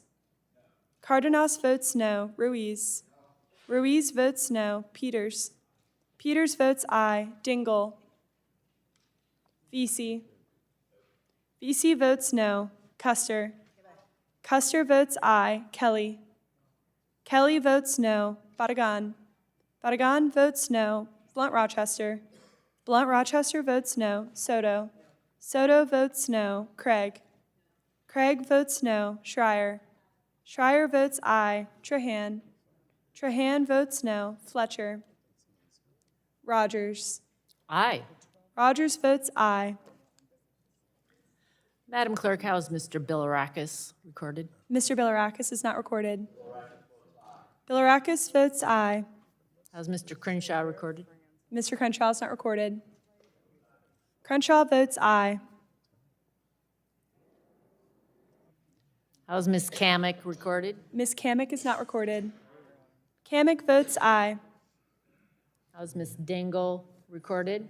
You are recorded. Dingle is not recorded. Dingle votes no.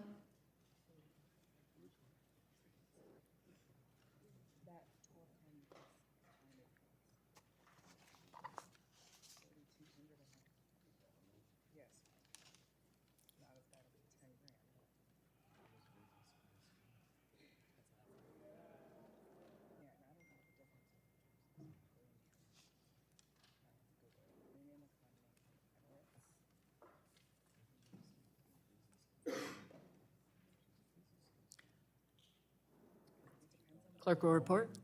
Chair Rodgers, on that vote, there were 28 ayes and 20 noes, 19 noes, I'm sorry. Ayes have it. Bill is adopted. Chair calls up H.R. 4167 and asks the clerk to report. H.R. 4167, a bill to prohibit the Secretary of Energy from changing energy conservation standards for distribution transformers for Without certain... objection, the first reading of the bill is dispensed with, and the bill will be open for amendment at any point so ordered. Does anyone seek to be recognized on the bill? Mr. Hudson, for what purpose do you seek recognition? Seek to speak on the bill. You're recognized for 5 minutes. Thank you, Madam Chair. As I mentioned earlier, 1 year ago, we experienced an attack on our energy grid in Moore County, North Carolina. I introduced H.R. 4167 with my constituents in mind. I appreciate the support and dedication my fellow committee members have shown for prioritizing grid security and for those who participated in a field hearing in Moore County this past June. Our field hearing and hearings we've had since and conversations we've had as a committee have made clear that a major component of our grid vulnerability has to do with our energy grid supply chain. This lesson learned is not controversial and is certainly not partisan. In fact, I was encouraged when the Biden administration issued a request for information in October of 2022 to determine how the Department of Energy could best leverage the Defense Production Act authority invoked by Joe Biden to accelerate domestic production of transformers and electric grid components. Unfortunately, the Biden administration's proposed efficiency standards for distribution transformers is in direct opposition to their intended goals and threatens to further disrupt our domestic supply chain. When they proposed this standard in December of 2022, the administration ignored the fact that our transformers are already at least 97.7% energy efficient. They ignored that the new standards would require all transformer manufacturers to switch their production lines from the industry standard of grain-oriented electrical cores to amorphous steel cores, despite the fact that the U.S. only has 2 domestic manufacturers of these grain-oriented cores and only 1 domestic manufacturer of the amorphous steel cores. They ignored the chemistry of the cores themselves, as amorphous steel is significantly more brittle and thus a more difficult material to manufacture with. I'm thrilled to see the committee move today to protect America's distribution transformer supply chain. The Department of Energy's proposed standard would yield minor energy savings at the enormous cost of the disruption of our supply chain. My legislation ensures our transformers remain over 97% energy efficient while giving the industry 5 years to strengthen domestic supply chains at current regulatory standards. Take it from me and my 45,000 neighbors in Moore County. We cannot afford disruptions to our grid. These disruptions are dangerous, they're costly, and they're unacceptable. The people of Moore County suffered when our grid was attacked. Thanks to the hard work of the dedicated men and women of Duke Energy who worked day and night in the cold, who cannibalized spare parts from another transformer somewhere else and brought them to Moore County to put ours back in operation. But future attacks could be worse. And we have a responsibility to do all that we can to learn from this obvious vulnerability. At the very least, we should not make the situation worse. I'm grateful for my colleagues on this committee who have signed on as co-sponsors, as well as the support of constituent-facing associations, including the National Rural Electric Cooperative Association, National Electrical Manufacturers Association, National Association of Home Builders, Edison Electric Institute, Leading Builders of America, and American Public Power Association. I urge my colleagues to support this legislation. By doing so, we will strengthen our domestic energy supply chain, strengthen our security posture, and lower energy costs, all while reducing our country's carbon footprint. And with that, Madam Chair, Gentleman yield. I would be happy to yield to the chairman of the Energy Subcommittee. I thank the gentleman for authoring this bill, and I'm glad it's on the markup today. It's not just about, attacks to the grid and replacing components that are necessary. It's about the economy. It's about growing our economy, meeting the developers, meeting the municipal needs where there are shortages right now, because some of it's COVID-related, some of it may be policy-related, but at the end of the day, having more transformers and other critical components that make our electric system work is critical as we continue to try to modernize our grid, to attach more renewable energy or other forms of energy that come online for power generation and delivery. So this is an important piece of legislation, and I urge my colleagues to support as well. With that, I yield back to the gentleman. I thank the gentleman. Thank you for your leadership on this issue and for the work you've put into helping to understand the challenges, the vulnerabilities, but also the solutions so that we can make sure this never happens again. Thank you for that. And with that, I yield back. Chair recognizes the ranking member, Mr. Pallone, for 5 minutes. On the bill. Thank you, Madam Chair. And I'm speaking in opposition to the bill. As I noted at the Energy Subcommittee markup, despite the name, this bill has nothing to do with the distribution transformer supply chain. And I want to be clear, it's critical that we take action to help ease the shortage of distribution transformers nationwide. That shortage is deeply concerning, and I've been dismayed that our Republican majority has, in my opinion, only used it as a talking point rather than attempting to do anything about it. And I was disappointed that they voted against Ms. Schreier's amendment at the Energy Subcommittee markup that would have given the Department of Energy additional authorities to build out the domestic supply chain for distribution transformers and electrical steel. And I was also disappointed when not a single Republican joined us last year in requesting appropriations to fuel the Biden administration's admirable use of the Defense Production Act to produce more of these desperately needed transformers right here at home. The fact of the matter is that while congressional Democrats and President Biden are serious about addressing the transformer supply chain issues, I think our House Republicans have demonstrated again that they are not. And what they are serious about, however, is attacking energy efficiency standards that have nothing to do with the current transformer shortage. 30 years ago, Congress passed the Bipartisan Energy Policy Act of '92, which required DOE to create and finalize efficiency standards for distribution transformers. It also required DOE to review its transformer efficiency standards once every 6 years. And it's not a suggestion, it's a requirement in the law. And yet the Trump administration ignored that requirement, blowing past the 2019 deadline to re-examine transformer efficiency standards.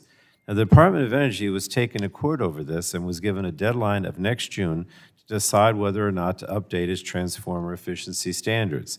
And this bill will get in the way of allowing the DOE to do its job and bar DOE from finalizing standards, even if DOE finds that those standards are technologically feasible and will save Americans money and decrease their energy usage. And make no mistake, the draft standards that the DOE published in December saves Americans money. It would save Americans roughly $15 billion after it goes into effect.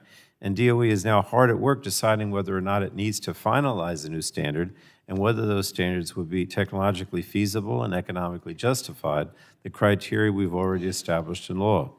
You know, energy efficiency used to be a bipartisan issue in Congress. Republicans used to support lowering energy bills.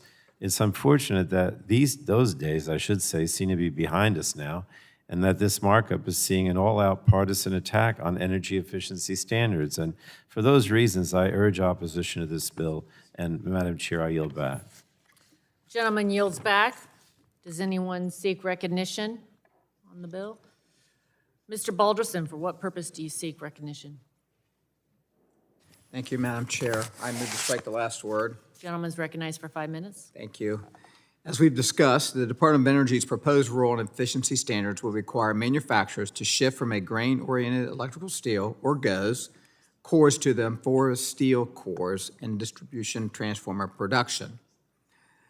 This proposal would completely upend the supply chain for the distribution transformer industry, even though standards for these transformers are already 97% energy efficient.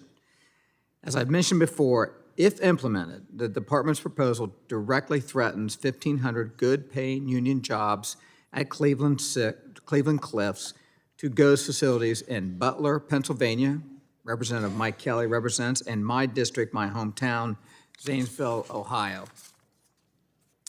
Following the announcement of the proposal, the company's CEO wrote to Secretary Granholm stating, nearly 70% of the electrical steels that Cleveland Cliff produces are used in distribution transformer cores without a market for these GOES. Cleveland Cliff's production of both GOES and non-oriented electric steel, or NOES, would be completely unsustainable.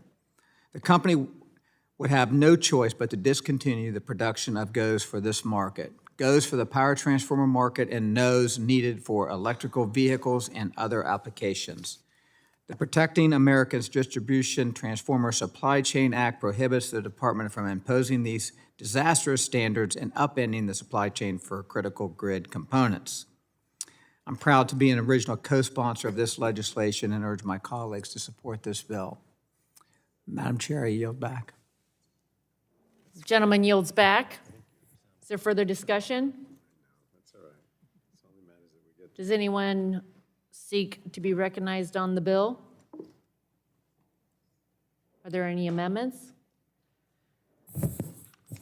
Mr. Sarbanes, for what purpose do you seek recognition? Madam Chair, I have an amendment at the desk. It's labeled FC_MN_02. Clerk will report. Amendment to H.R. 4167, offered by Mr. Sarbanes. Page 2, line 14. Without objection, the reading of the amendment is dispensed with. Gentleman's recognized for 5 minutes in support of his amendment. Thanks, Madam Chair. I'm offering the amendment because I feel like the conversation we're having, at least in terms of how it's being presented by the majority, is ignoring some of the reality here. As written, the base bill would totally prohibit DOE from carrying out its responsibilities under the Energy Policy and Conservation Act with regard to distribution transformers for the next 5 years, as we've heard, which is effectively a CRA without actually being a CRA. If the proposed standard in question, which DOE issued nearly a year ago, was restrictive and didn't result in sizable savings, I guess I could understand why you would be taking this position and might support the bill and so forth. Even then, I still wouldn't support this process because statutorily stopping DOE in its tracks as it works to improve and finalize its proposal is something I strongly object to regardless of the intention behind it. I just don't think that makes any sense. But we don't need to have a hypothetical conversation about what would be right in that instance because, as Ranking Member Pallone just said, according to recent estimates, DOE's proposal would result in energy savings that would, in turn, save consumers $15 billion. And I'd ask unanimous consent to enter these estimates into the record, Madam Chair. A vote for this bill is not only a vote to stop DOE from deploying its expertise. Let's keep in mind that's one of the major reasons we invest in these agencies, because they assemble experts that can make these judgments much better than we can. So if you vote for the bill, you're going to stop DOE from deploying its expertise to issue an improved final rule. This is what they do. But also, it's a vote that would ask American families to forego $15 billion in savings. That doesn't make any sense. So my amendment proposes a compromise. It leaves the requirements and restrictions of the bill in place, but it provides an exception to allow any proposed standard that results in net benefits of $5 billion or more. This would ensure that any standard that is well thought out and designed to lower everyone's energy bills would be allowed, while any poorly designated or, poorly designed standards that risk more costs than benefits would not be permitted. So it's a common sense amendment. And I think that it would make more, it would bring more benefit to the conversation than what the bill itself does. And I hope that everyone on both sides of the aisle can support this common sense amendment. I urge its adoption, and I yield back. Gentleman yields back. Further discussion? Mr. Hudson, for what purpose do you seek recognition? I wish to speak in opposition to the amendment. Gentleman's recognized for 5 minutes. Thank you, Madam Chair. America's energy, reliability, resiliency, and independence are hard to put a price tag on. But if I had to do it, it would be a lot more than $5 billion. And this isn't because I'm in denial about the benefits of energy efficiency standards, because I'm not. Common sense standards can be one of the most effective means in decreasing energy demand, making energy more affordable, and lowering our emissions. This is something we can all agree is a good thing. But these efficiency standards have effects beyond dollar amounts, and we can't ignore this. While the savings might sound nice, they're outweighed by the other effects the standard will have. And if we bury our heads in the sand on this and adopt this amendment, we will be paying a price. These standards threaten the reliability and resiliency of our grid. Our transformer manufacturers cannot keep pace with the current demand, and their wait times are rising exponentially. This is putting housing and infrastructure projects on hold or simply leading to these projects being canceled altogether. These standards threaten our energy independence. Our country has only 2 domestic manufacturers of these grain-oriented cores and only 1 domestic manufacturer of the amorphous steel cores. As Moore County Congressman, I can promise you our community didn't need $5 billion in energy savings following the attack on our grid. We needed parts for the grid.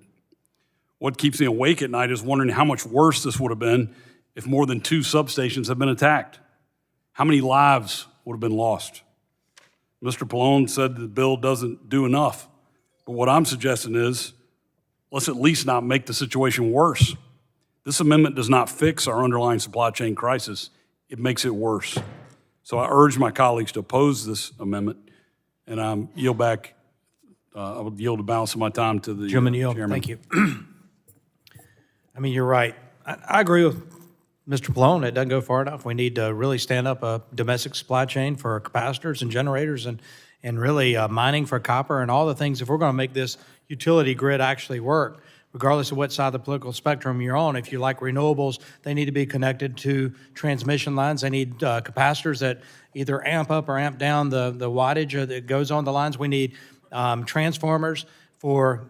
Talk to your utilities, talk to your commissions of public works, talk to your municipalities, talk to your home builders, talk to the developers in general, and you'll find out that there is a drastic need in this country for more critical components like transformers.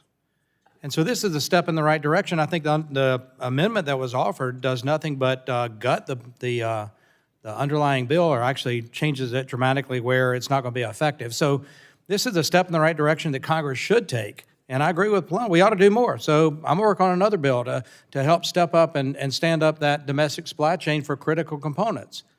Critical components. I use that word not lightly, critical. We're at a stage in this nation where we have got to do more if we're going to continue growing economically the way we are.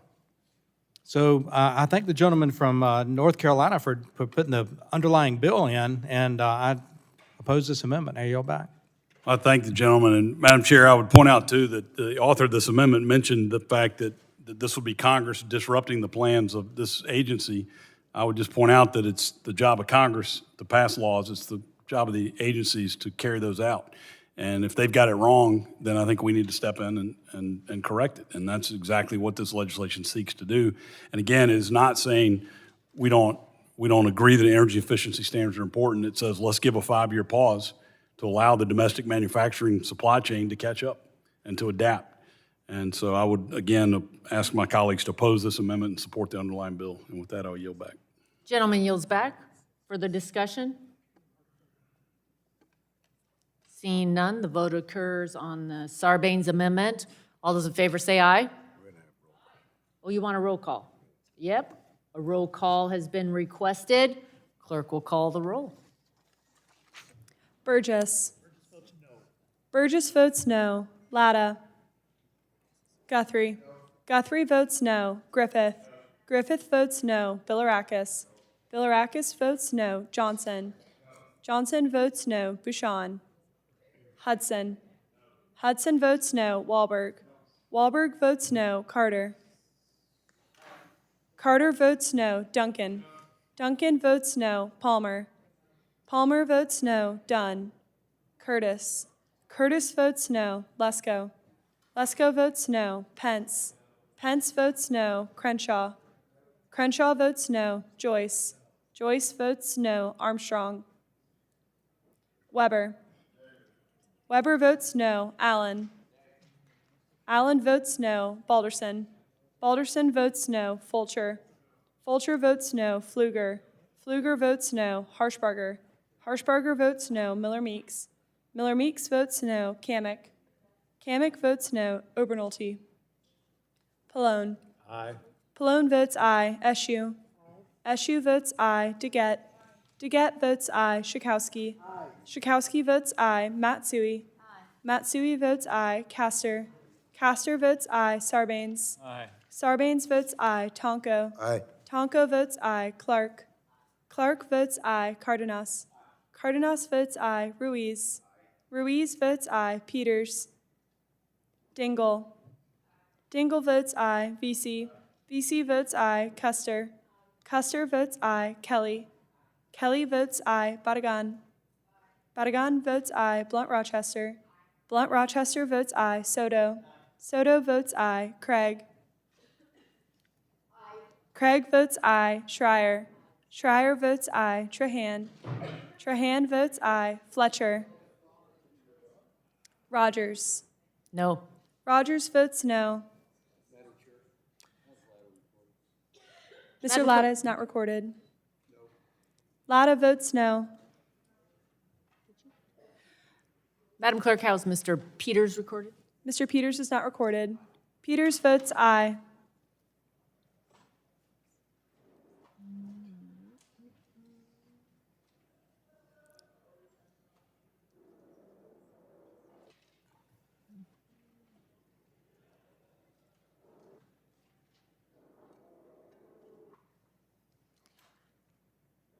Clerk will report.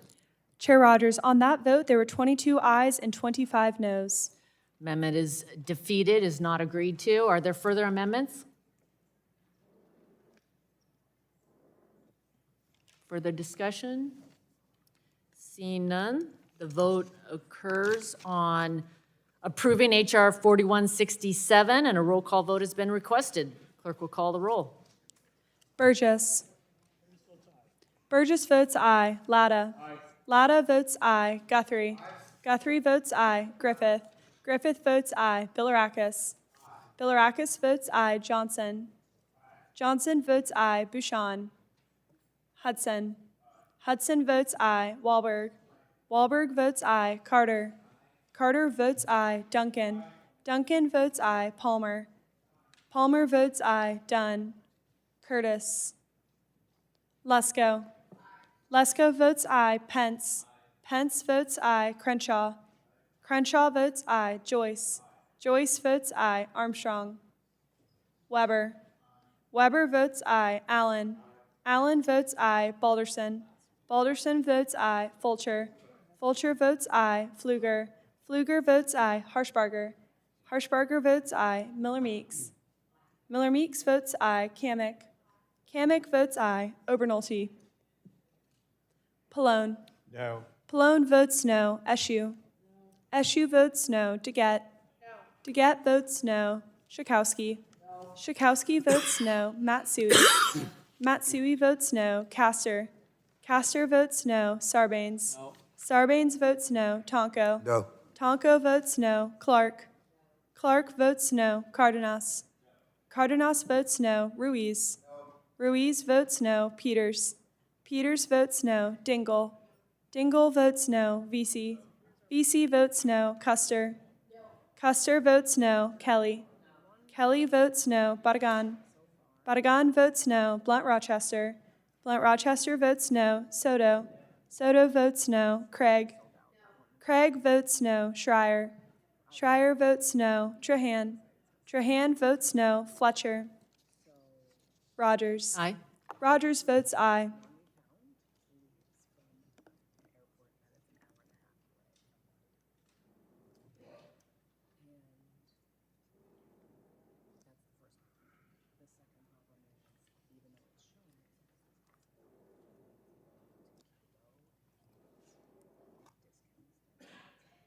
Clerk will report. Chair Rodgers, on that vote, there were 24 ayes and 22 noes. Ayes have it, and the bill is adopted. Chair calls up H.R. 6192 and asks the clerk to report.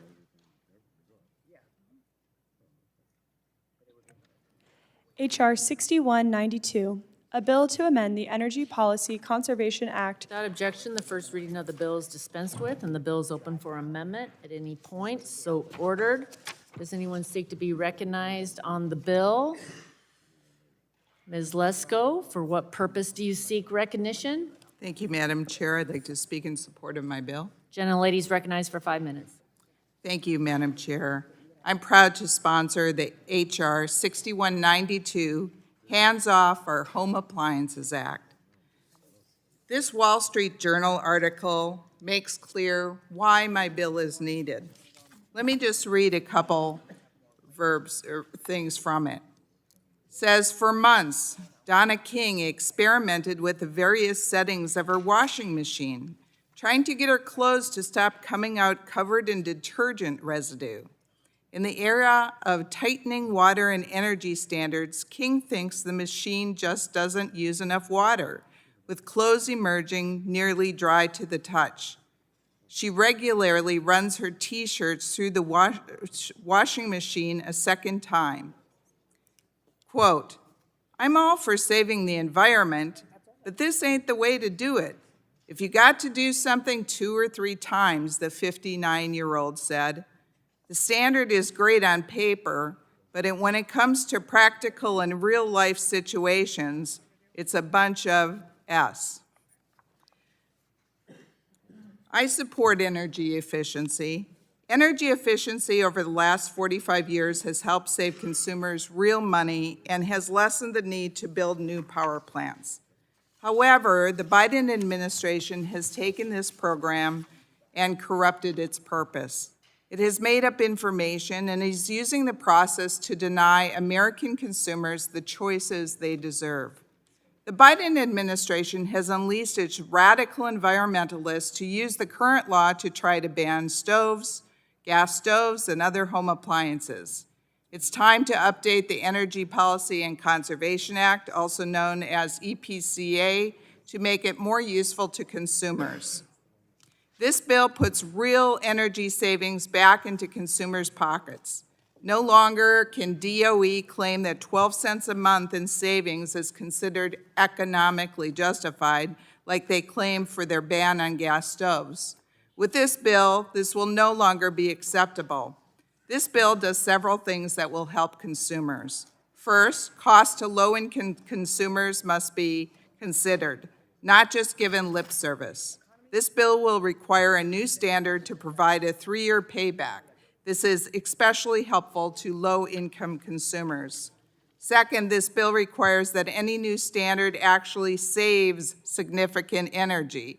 It requires any new standard for any product must achieve at least a 10% reduction in energy or water usage, and the new standard must reduce overall energy usage in the United States over 0.3 quads over a 30-year period. Both of these standards are common sense and very doable. Consumers will turn these energy efficiency savings into real dollars in their pockets. This bill will prevent the banning of any household appliance. Any new standard cannot affect the duty cycle charging time and runtime of the covered product. Clothes washers and dryers will have to actually clean your clothes and dishes. The compatibility of the covered product with existing systems, the lifespan of the product, and they can no longer approve a standard that discriminates based upon the type of fuel being used. In Biden's DOE, homeowners will no longer be able to choose the type of furnace their home requires. A recent finalized standard for home furnaces will outlaw non-condensing natural gas furnaces. Millions of homes, including those in my district, currently have non-condensing furnaces. When they need to replace them, it may not be practical or even possible to make the switch if Biden gets his way. This is especially true of older homes disproportionately owned by low and fixed income households. This bill will put sanity back into energy standards, energy efficiency standards. I support common sense energy efficiency standards, and for the first time, this bill will put in law a common sense approach to energy efficiency. This will end abuses to a very good program. I hope my colleagues will vote yes on this bill. And Madam Chair, I also ask unanimous consent to include the Wall Street Journal article that I referenced into the record. Without objection, so ordered. And I yield back. Gentlelady yields back. Further discussion? Mrs. Dingle, for what purpose do you seek recognition? Madam Chairwoman, I move to strike the last word. Gentlelady's recognized for 5 minutes. Thank you. I'm disappointed to see a number of bills under consideration at today's markup that would gut energy efficiency standards. We know energy efficiency standards are supported by many Americans. With rising energy bills, strong efficiency standards are an important way we can reduce energy consumption and save Americans money in the long term. However, this bill would impede the Department of Energy's ability to adopt rules that can make appliances more energy efficient and still do their job, and unfortunately, it will drive up energy bills in the process. And on top of this, the bill would jeopardize existing standards. Revoking efficiency requirements would set us back on achieving massive cost and energy savings that benefit consumers across the country. Some of my colleagues may argue that the cost of efficiency standards don't outweigh the benefits. However, I want to remind all of my colleagues that the Department of Energy has a robust process to issue efficiency standards that include a requirement that the result in significant standards are technologically feasible and economically justifiable. Legislation like this threatens to undo the progress our nation has already made and hamstrings the ability of the experts at the Department of Energy to carry out its important mission. And before I close and urge my colleagues to oppose this, I'm going to tell my colleagues I like my gas stove. I've told the Secretary of Energy I like it, and she likes hers. With that, I urge my colleagues to oppose this. Thank you, and I yield back. Gentlelady yields back. Further discussion? Are there any amendments? Mrs. Castor, for what purpose do you seek recognition? I have an amendment at the desk, Madam Chair. It's FCMN 02. Clerk will report the amendment. Amendment to H.R. 6192, offered by Ms. Castor. Without objection, the reading of the amendment is dispensed with. Gentlelady is recognized for 5 minutes in support of her amendment. Thank you, Madam Chair. Colleagues, energy-efficient appliances are very popular. They save our neighbors money. They save on electric bills.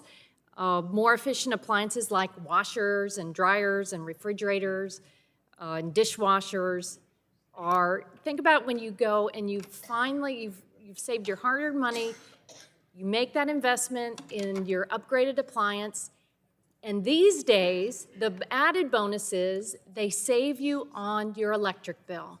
And that's one reason they are so popular, and we shouldn't throw a wrench into progress. It's been about 40 years that we've Congress directed Department of Energy to help upgrade appliances along the way, and the Department of Energy has worked hand in hand with appliance makers, and it's good old-fashioned American innovation that year after year, they get better and better and better. They're more efficient. They save, not only do they improve, but they save significant dollars. The typical new refrigerator uses 75% less energy than its 1973 counterpart.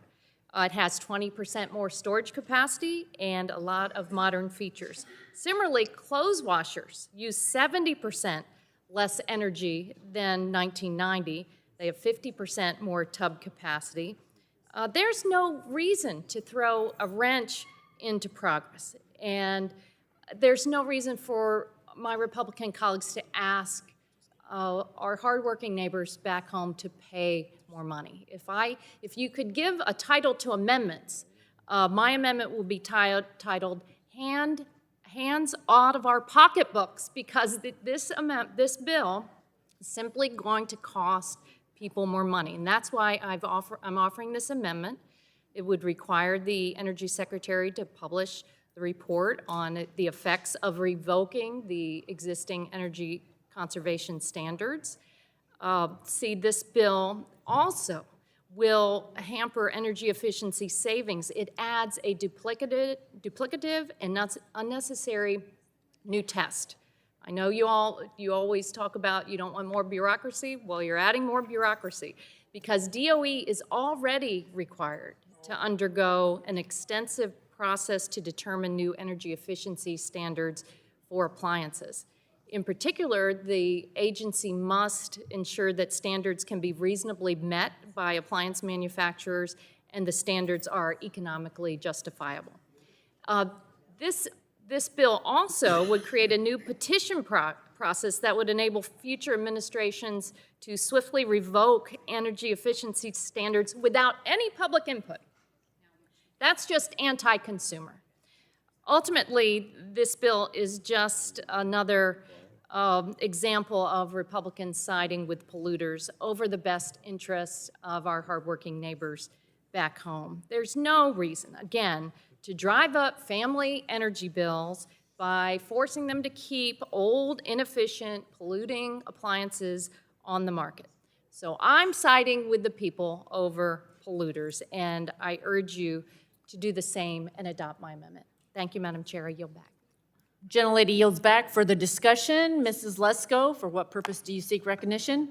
Thank you, Madam Chair. I move to strike the last word to speak in opposition to this amendment. Gentlelady is recognized for 5 minutes. Thank you, Madam Chair. This amendment is duplicative and unnecessary. The underlying bill already requires the Department of Energy to consider the impacts of energy efficiency standards. On page 3 of the underlying bill, there is a look-back provision which requires the Secretary of Energy to examine several criteria before amending or revoking an efficiency standard. The criteria on page 3 includes the cost to consumers, the level of energy savings, the technological feasibility, and the commercial availability of products. Furthermore, page 6 of the underlying bill requires an economic analysis that specifically examines the cost to low-income households and the impact on employment. For these reasons, this amendment is duplicative and unnecessary. The Hands Off Our Home Appliances Act ensures that DOE standards are cost-effective and technologically feasible. In fact, one of the whole purposes of my bill is to save consumers money so that we're not changing things where appliances cost more to the consumer without good savings. And with that, I urge my colleagues to oppose this amendment, and I yield back. Gentlelady yields back for the discussion on the amendment. Seeing none, the vote occurs on the amendment. A roll call vote has been requested. The clerk will call the roll. Burgess. Burgess votes no. Latta. Guthrie. Guthrie votes no.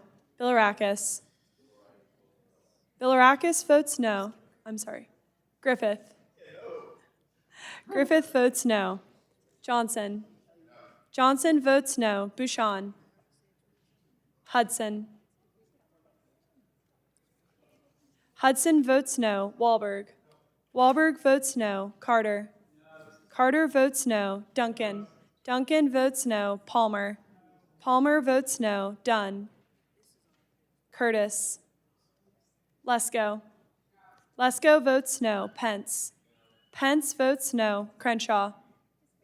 Joyce. Joyce votes no. Armstrong. Weber. Weber votes no. Allen. Allen votes no. Balderson. Balderson votes no. Fulcher.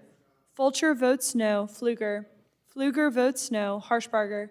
Harshbarger votes no. Miller-Meeks. Kamek. Kamek votes no. Obernolte. Obernolte votes no. Pallone. Aye. Pallone votes aye. Eschew. Eschew votes aye. DeGette. Schakowsky. Schakowsky votes aye. Matsui. Matsui votes aye. Castor. Castor votes aye. Sarbanes. Aye. Sarbanes votes aye. Tonko. Aye. Tonko votes aye. Clark. Aye. Clark votes aye. Cardenas. Ruiz. Peters. Peters votes aye. Dingle. Dingle votes aye. VC. VC votes aye. Custer. Custer votes aye. Kelly. Kelly votes aye. Badagan.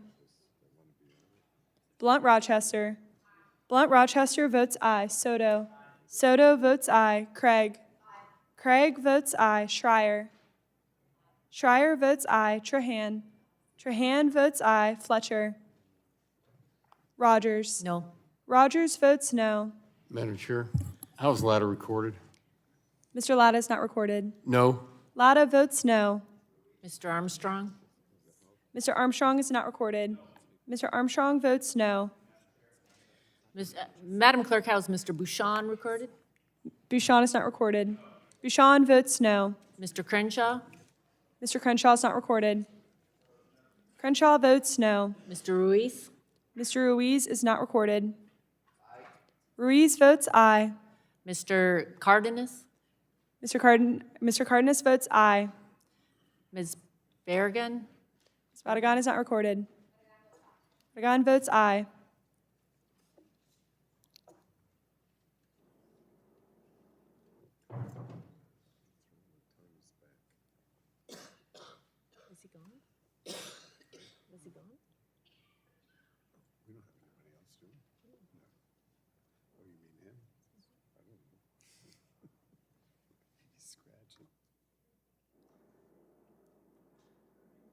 Clerk will report.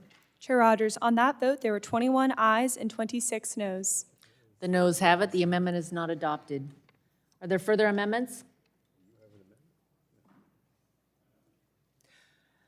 For what purpose? Mrs. Lesko has an amendment. What's the number of your amendment? Thank you, Madam Chair. The amendment is HR 6192 FCA_01. Clerk will report. Amendment to H.R. 6192, offered by Ms. Lesko. Without objection, the reading of the amendment is dispensed with. Gentlelady is recognized for 5 minutes in support of her amendment. Thank you, Madam Chair. This clarifying amendment allows for a uniform standard across the United States. I encourage my colleagues to vote yes in support of my amendment, and I yield back. Further discussion? Mr. Tonko, for what purpose do you seek recognition? Madam Chair, I rise in opposition to this amendment. Gentleman's recognized for 5 minutes. Thank you. This amendment takes a bad bill and makes it worse.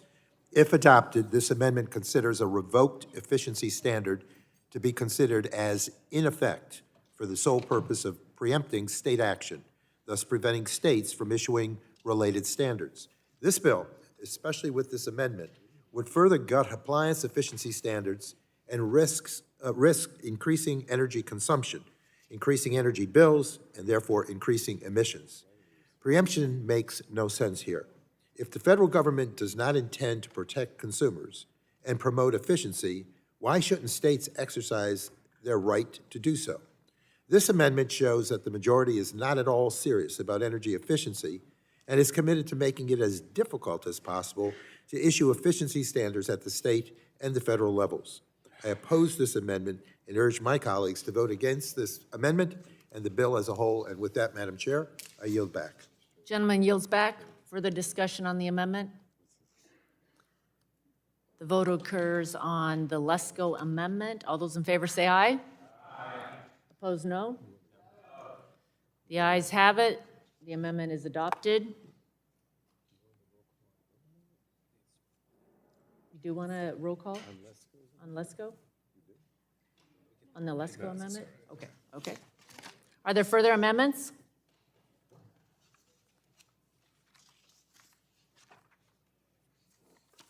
Seeing none, the question occurs on approving HR 6192 as amended, and a roll call vote has been requested. The clerk will call the roll.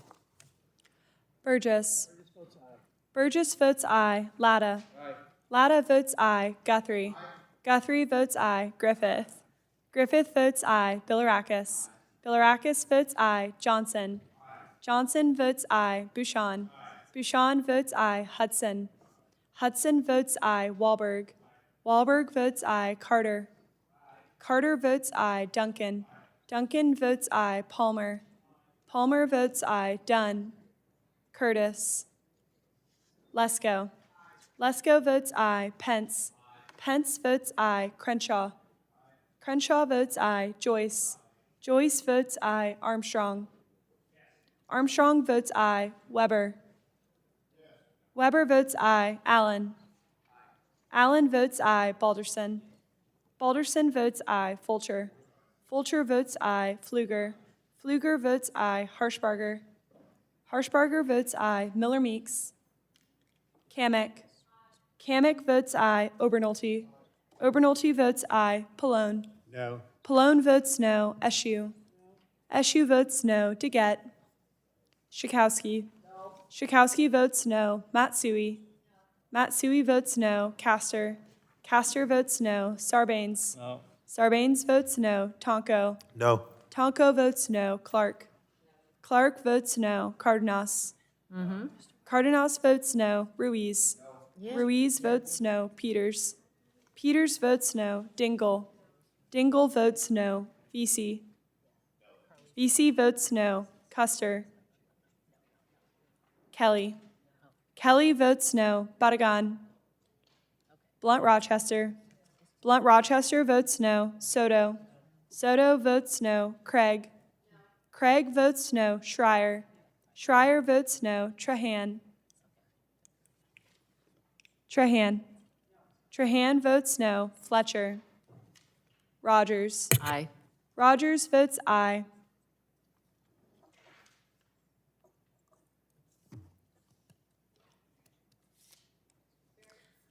Madam Clerk, how is Ms. Berrigan recorded? Badagan is not recorded. Badagan votes no.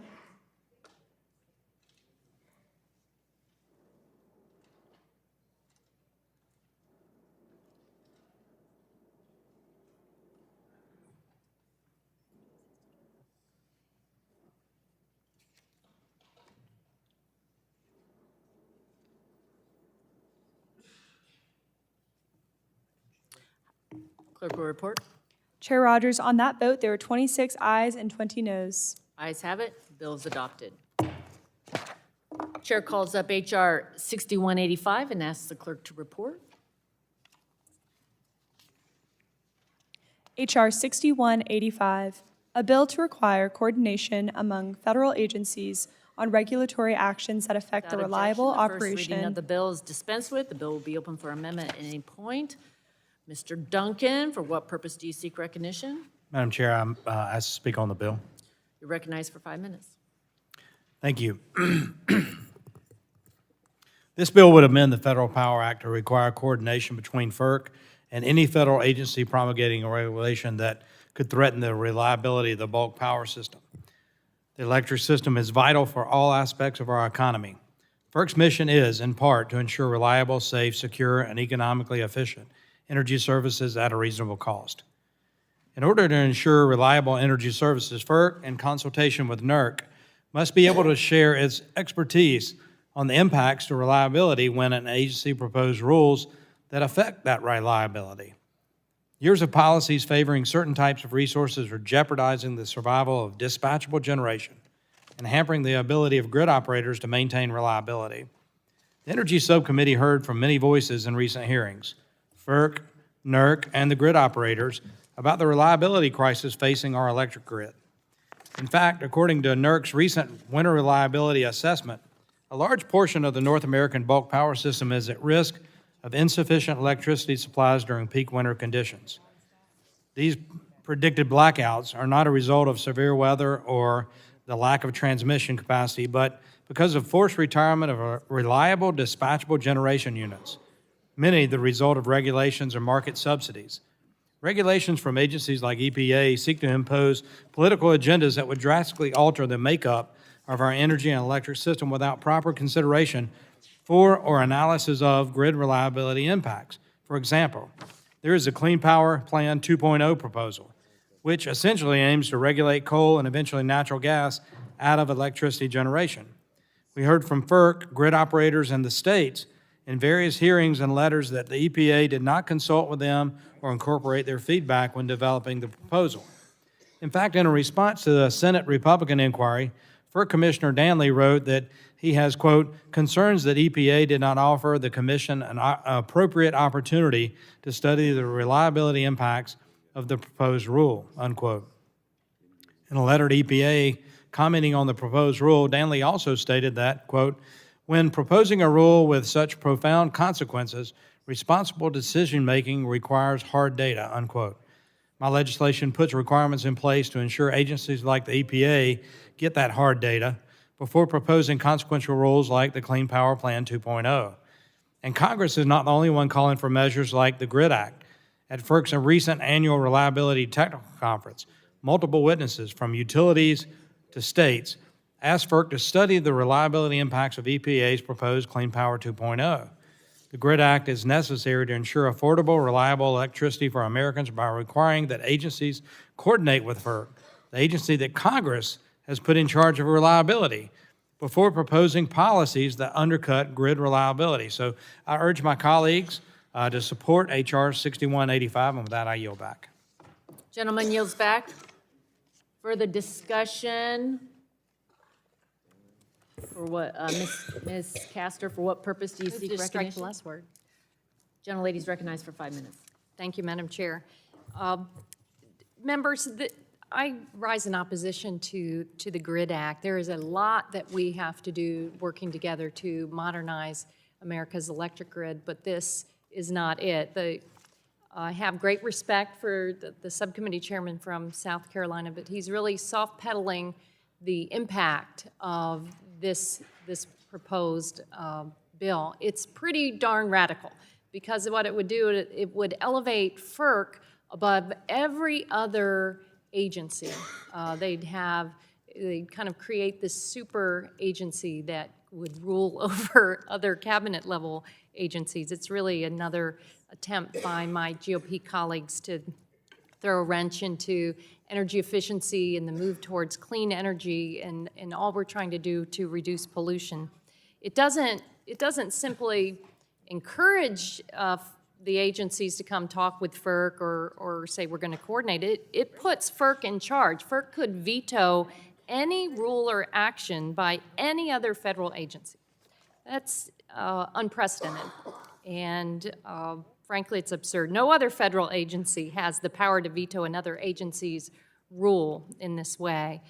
The bill takes away power from the president and Senate-confirmed cabinet officers, and vests it in an independent agency that is not democratically accountable. Moreover, it allows any state utility service commission to petition FERC to utilize this power. That would create a massive drain on the commission's resources and further politicize state utility service commissions. FERC itself testified in subcommittee a few months ago that it lacks the resources to properly evaluate rules from agencies like this. And importantly, the commission already has the power and does express reliability concerns to EPA and other agencies. In fact, just last month, FERC hosted a technical conference on reliability and dedicated substantial time to EPA's power plant rule, where EPA leadership answered questions from FERC commissioners and solicited feedback from stakeholders. So like I said, there's much more that we need to do to modernize America's electric grid, but this is really a backdoor attempt to kind of slap down EPA's mission directed by Congress to reduce pollution from power plants. It's a bill about reliability in name only. It's really a harmful, radical bill. So I urge my colleagues to reject it, and I yield back my time. Gentlelady yields back. Further discussion?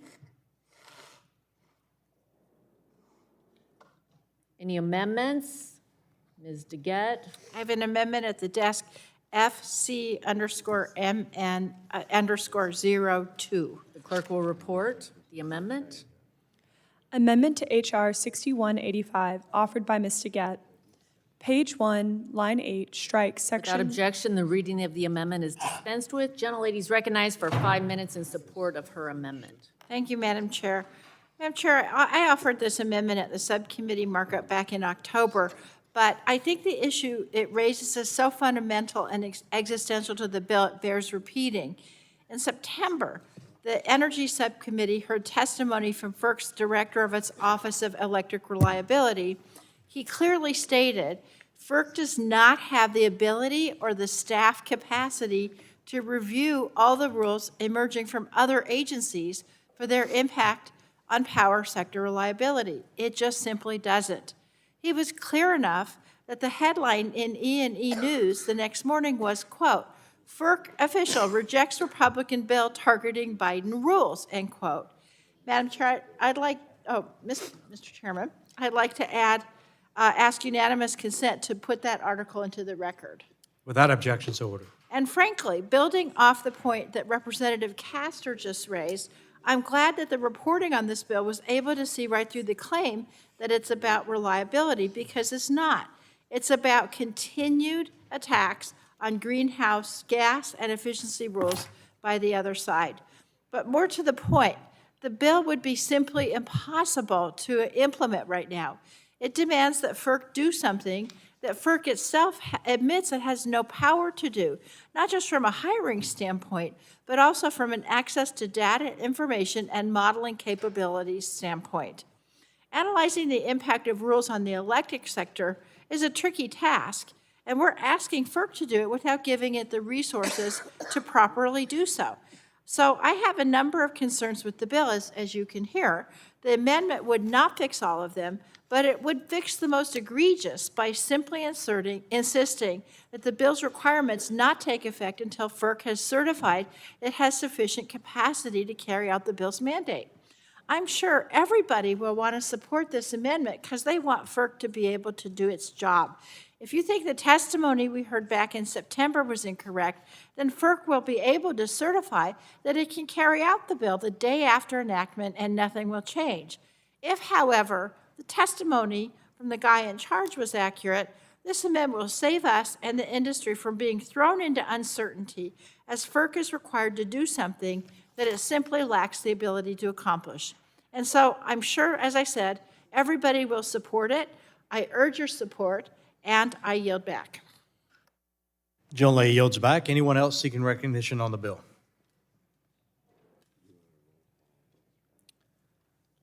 Okay, seeing none. Anyone have an amendment to offer? Oh, this is the amendment? Okay. I was moving around, so I apologize. Okay, anyone seek recognition to speak on the amendment?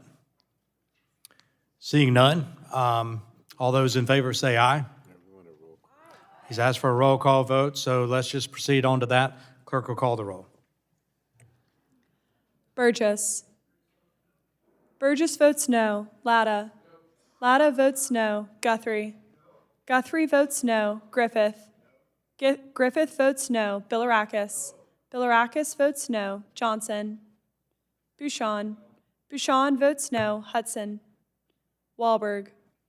Wahlberg votes no. Carter. Duncan. Duncan votes no. Palmer. Palmer votes no. Dunn. Curtis. Lesko. Lesko votes no. Pence. Pence votes no. Crenshaw. Crenshaw votes no. Joyce. Joyce votes no. Armstrong. Armstrong votes no. Weber. Allen. Allen votes no. Balderson. Balderson votes no. Fulcher. Pfluger. Pfluger votes no. Harshbarger. Harshbarger votes no. Miller Meeks. Kamek. Kamek votes no. Obernolte. Obernolte votes no. Pallone. Pallone votes aye. Eschew. Eschew votes aye. Duguette. Duguette votes aye. Schakowsky. Schakowsky votes aye. Matsui. Matsui votes aye. Castor. Castor votes aye. Sarbanes. Aye. Sarbanes votes aye. Tonko. Aye. Tonko votes aye. Clark. Clark votes aye. Cardenas. Cardenas votes aye. Ruiz. Ruiz votes aye. Peters. Peters votes aye. Dingle. Dingle votes aye. VC. VC votes aye. Custer. Kelly. Kelly votes aye. Badagan. Badagan votes aye. Blunt Rochester. Blunt Rochester votes aye. Soto. Soto votes aye. Craig. Craig votes aye. Schreier. Schreier votes aye. Trahan. Trahan votes aye. Fletcher.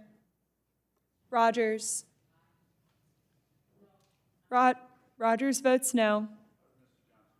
Mr. Johnson is not recorded. Johnson votes no. Any other members not recorded?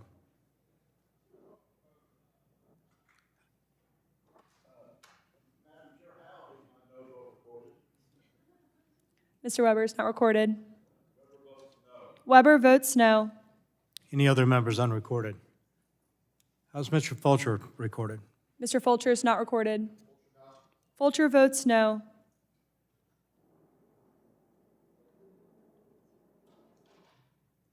Any other members unrecorded?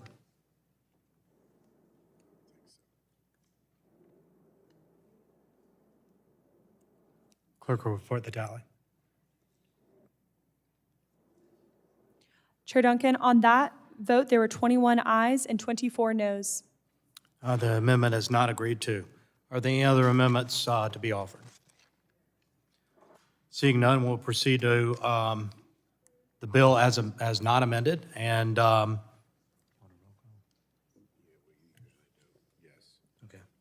roll call has been requested, so the clerk will call the roll. This is on passage of the bill.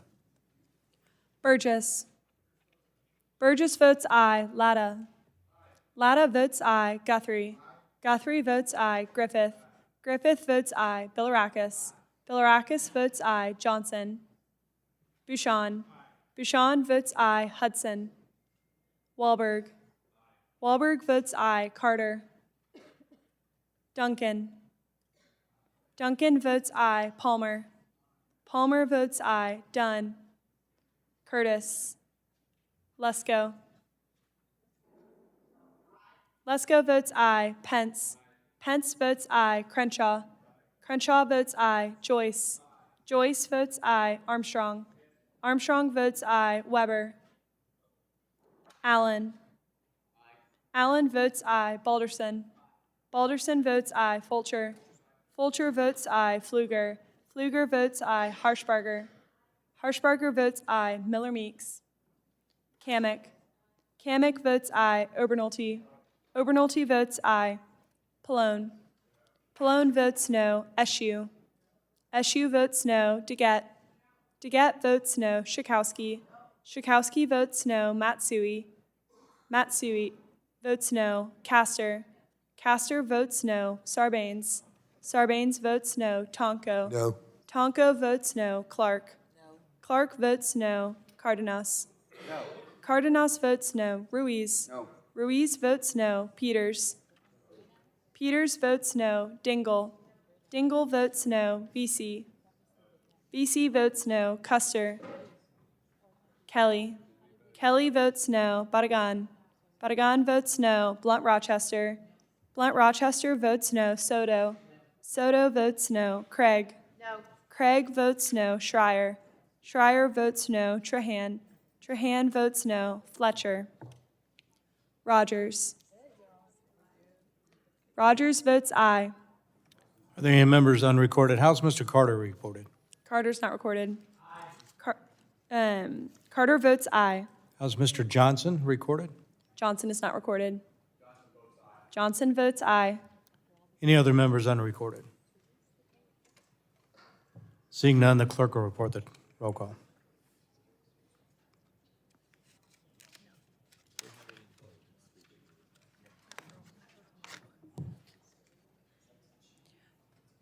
Chair Duncan, on that vote, there were 24 ayes and 21 noes. The ayes have it, and the bill is adopted. Chair will now call up H.R. 6421. Ask the clerk to report.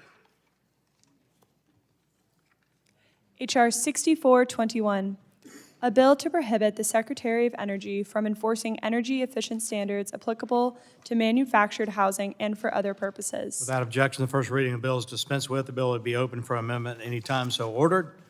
Does anyone seek to be recognized on the bill?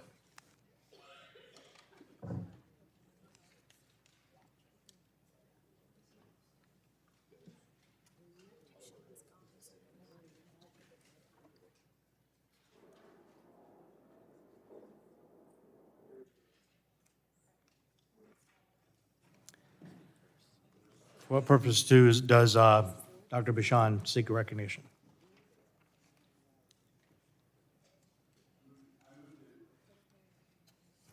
I want to speak on the underlying legislation. Gentleman is recognized for 5 minutes. Mr. Speaker, the Affordable Housing over Mandated Efficiency Standards, or HOMES Act, will end the regulatory conflict between the Department of Energy and the Department of Housing and Urban Development regarding energy efficiency standards for manufactured housing. These homes provide low-cost housing to over 22 million Americans and account for approximately 11% of new single-family home starts. Manufactured housing is critically important throughout rural America, and specifically in my district in Southwest and West Central Indiana, where we've seen a housing affordability gap and severe housing cost burdens leading to a shortage of housing. This is not unique to my district. This is across America. There is an existing regulatory framework at HUD that addresses both construction, installation, as well as testing, compliance, and enforcement standards in a way that balances the goals of safety, efficiency, and cost to millions of American households seeking access to the affordable housing option that manufactured homes represent. HUD is the correct agency to oversee efficiency regulation on manufactured homes, not DOE. I urge my colleagues to support the Affordable Homes Act, and I yield back. Gentleman yields back. Anyone else seek recognition to speak on the bill? Mr. Getz, recognized. Thank you, Mr. Chairman. So the first thing I'd like to do is channel my mentor, John Dingell, because I would think that as the Energy and Commerce Committee, we would be interested in protecting our jurisdiction and protecting DOE's authority to issue energy conservation standards. If this bill becomes law, DOE, under this committee's jurisdiction, will lose its authority to issue efficiency standards for manufactured housing. So let me clarify. The agency with energy subject matter experience will lose its authority to issue energy efficiency standards for manufactured housing. That would be moved to another agency. As the ranking member of the Energy, Climate, and Grid Security Subcommittee, I can't support legislation that strips DOE of its authorities and moves an important efficiency issue to the jurisdiction of another agency and another committee. I trust DOE and its subject matter experts to carry out realistic energy efficiency standards that are good for the environment and good for consumers. Also, this bill came to our subcommittee and now to the full committee without a hearing. So what that means is we haven't had a chance to assess the impacts of this bill on the many American families that live in these houses and would be affected by preventing DOE from implementing its energy conservation standards for manufactured housing.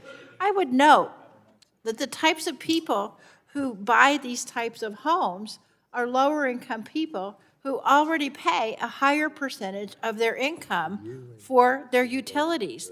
And if the result of this bill was that energy efficiency standards were undermined for people in these homes, then they would have to pay even more. And I think that's just unfair, but if we lose our jurisdiction, then we'll have no idea if that happened or not. So I always hate to oppose my dear friend, Mr. Bouchon, but I cannot support this bill, and I yield back. Generally yields back. Anyone else seeking recognition on the bill? Seeing none, are there any amendments to be offered? Seeing no amendments, the clerk will call the roll for a roll call vote on passage of the bill. Burgess. Burgess votes aye. Latta. Latta votes aye. Guthrie. Guthrie votes aye. Griffith. Griffith votes aye. Bilirakis. Bilirakis votes aye. Johnson. I did it last year, and I said, Bouchon. Bouchon votes aye. Hudson. Wahlberg. Wahlberg votes aye. Carter. Carter votes aye. Duncan. Duncan votes aye. Palmer. Palmer votes aye. Dunn. Curtis. Lesko. Pence. Pence votes aye. Crenshaw. Crenshaw votes aye. Joyce. Joyce votes aye. Armstrong. Armstrong votes aye. Weber. Weber votes aye. Allen. Allen votes aye. Balderson. Balderson votes aye. Fulcher. Pfluger. Pfluger votes aye. Harshbarger. Harshbarger votes aye. Miller Meeks. Kamek. Kamek votes aye. Obernolte. Obernolte votes aye. Pallone. Pallone votes no. Eschew. Eschew votes no. DeGette. DeGette votes no. Schakowsky. Schakowsky votes no. Matsui. Matsui votes no. Castor. Castor votes no. Sarbanes. Sarbanes votes no. Tonko. no. Tonko votes no. Clark. Clark votes no. Cardenas. Cardenas votes no. Ruiz. Ruiz votes no. Peters. Peters votes no. Dingle. Dingle votes no. Vesey. Vesey votes no. Custer. Kelly. Kelly votes no. Badagan. Badagan votes no. Blunt Rochester. Blunt Rochester votes no. Soto. Soto votes no. Craig. Schreier. Schreier votes no. Trahan. Trahan votes no. Fletcher. Rodgers. Rodgers votes aye. Are there any members unrecorded? How's Ms. Lesko? Lesko is not recorded. Lesko votes aye. How's Mr. Fulcher recorded? Mr. Fulcher is not recorded. Fulcher votes aye. Any other members unrecorded? Seeing none, the clerk will report the tally.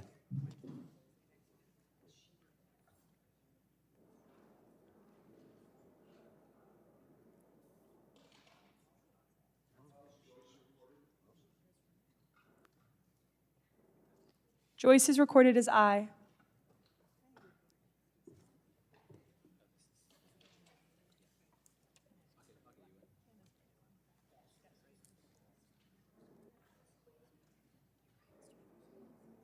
Clerk will report. Chair Duncan, on that vote, there were 24 ayes and 20 noes. The ayes have it, and H.R. 6421 is adopted. All right, our plan is to call up this next bill and then recess until tomorrow, I believe. So the chair will now, Merry Christmas, right? Chair will call up H.R. 6572 and ask clerk to report. H.R. 6572, a bill to direct the Secretary of Commerce to take actions necessary and appropriate to promote the competitiveness of the United States related to the deployment, use, application, and competitiveness of blockchain technology or other distributed ledger technology, and for other purposes. Without objection, first reading of the bill is dispensed with. The bill will be open for amendment at any time, so ordered. Does anyone seek recognition on the bill?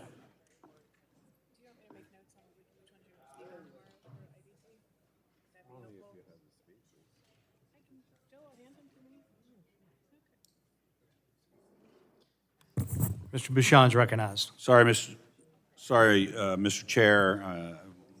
my paperwork was in the wrong order. I have an amendment at the desk. Clerk will report the amendment. Amendment in the nature of a substitute to H.R. 6572, offered by Mr. Bouchon. Strike all after the enacting clause and insert the following. Section 1, short title. This act may be cited as the Deploying American Blockchains Act of 2023. Without objection, further reading of the amendments dispensed with. Dr. Bouchon is recognized to explain the amendment. Thank you, Mr. Chair. I will speak in favor of my amendment. I thank the committee for considering another bipartisan bill that I introduced alongside Representative Lisa Blunt Rochester, which will promote American innovation and help develop uses of blockchains and distributed ledger technologies throughout the U.S. economy. Americans have led in deploying blockchains in public and private sector areas, ranging from ensuring the traceability of drugs to managing supply chains for manufacturers. Unfortunately, in recent years, our leadership position has seriously diminished as other countries see and embraced the promise that blockchains hold. According to the 2020 developer report from Electric Capital, the United States is at serious risk of losing its global leadership in blockchain. The report states that in 2015, 40% of blockchain developers were based in the United States. In 2022, that number is just 29%. Every year, the United States loses 2% of our market share. The United States benefited greatly from our leadership in the development and deployment of the internet, and we shouldn't let this opportunity pass us by. The Deploying American Blockchains Act requires the Secretary of Commerce to take a leadership role in promoting the competitiveness of the United States in the deployment, use, and application of blockchains. This bill will also establish both a blockchain promotion program and an advisory committee within the Department of Commerce to push the federal government to recapture our technological leadership. Instead of pushing American innovators abroad, the Department of Commerce needs to ensure American innovators build their companies and products in America. I urge my colleagues to support this amendment in the nature of a substitute that makes technical corrections to the base text as well as the underlying bill. Thank you. I yield back. Gentleman yields back. Any further discussion on the amendment nature of substitute? Ms. Blunt Rochester is recognized. Mr. Chairman, I move to strike the last word. Gentlelady is recognized for 5 minutes. Thank you. Thank you, Mr. Chairman. I'm proud of reaching a bipartisan agreement with Mr. Bouchon on this blockchain legislation.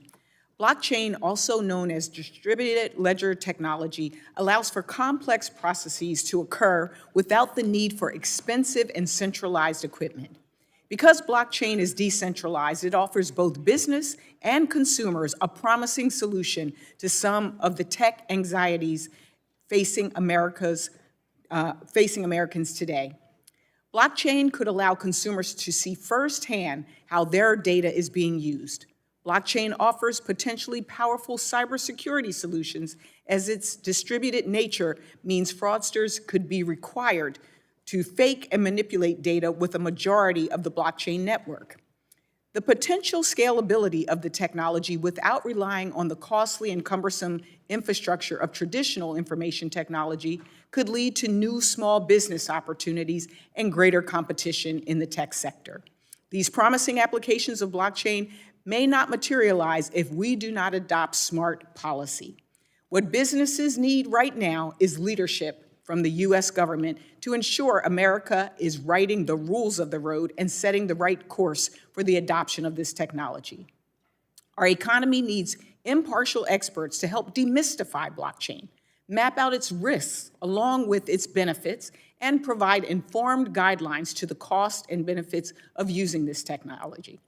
I want to thank Representative Bouchon for leading this bipartisan effort with me, and I'm pleased that this bill provides a firm foundation for U.S. blockchain policy in the United States. Thank you, and I yield back, Mr. Chairman.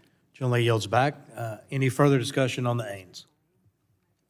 Seeing none, the pending question is adoption of the amendment in nature of substitute. All those in favor say aye. Aye. Any opposed, no. Depending on the chair, the ayes have it. The Ains is agreed to. Any further discussion on the bill or any other amendments to be offered? Seeing none, And the pending question is adoption of the bill as amended with the Ains, and roll call has been requested. Clerk will call the roll. Burgess. Burgess votes aye. Latta. Latta votes aye. Guthrie. Guthrie votes aye. Griffith.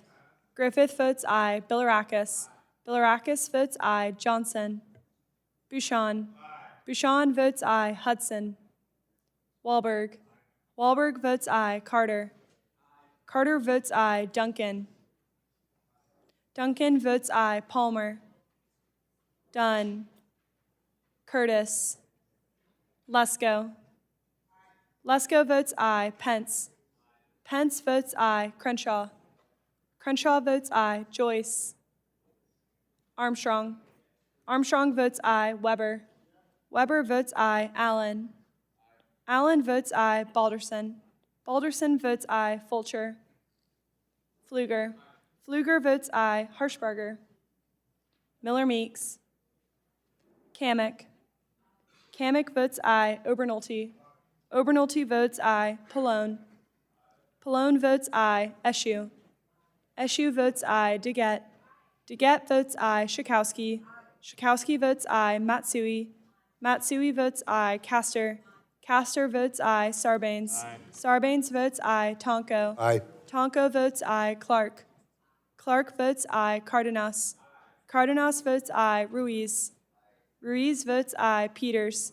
Peters votes aye. Dingle. Dingle votes aye. VC. VC votes aye. Custer. Kelly. Kelly votes aye. Barragan. Barragan votes aye. Blunt Rochester. Blunt Rochester votes aye. Soto. Soto votes aye. Craig. Craig votes aye. Schreier. Schreier votes aye. Trahan. Trahan votes aye. Fletcher. Rodgers. Rodgers votes aye. Any member unrecorded? How's Mr. Joyce recorded? Joyce is not recorded. Joyce votes aye. How's Mr. Palmer recorded? Palmer is not recorded. Palmer votes aye. How's Ms. Harshbarger recorded? Harshbarger is not recorded. Harshbarger votes aye. How's Ms. Miller Meeks recorded? Miller Meeks is not recorded. Miller Meeks votes aye. Any other member unrecorded? Fulcher votes aye. Seeing none, the clerk will report the tally.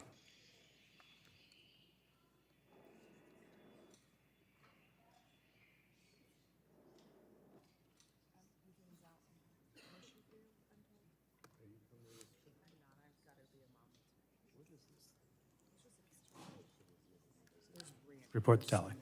Chair Duncan, on that vote, there are 46 ayes and 0 noes. The ayes have it. The bill is adopted.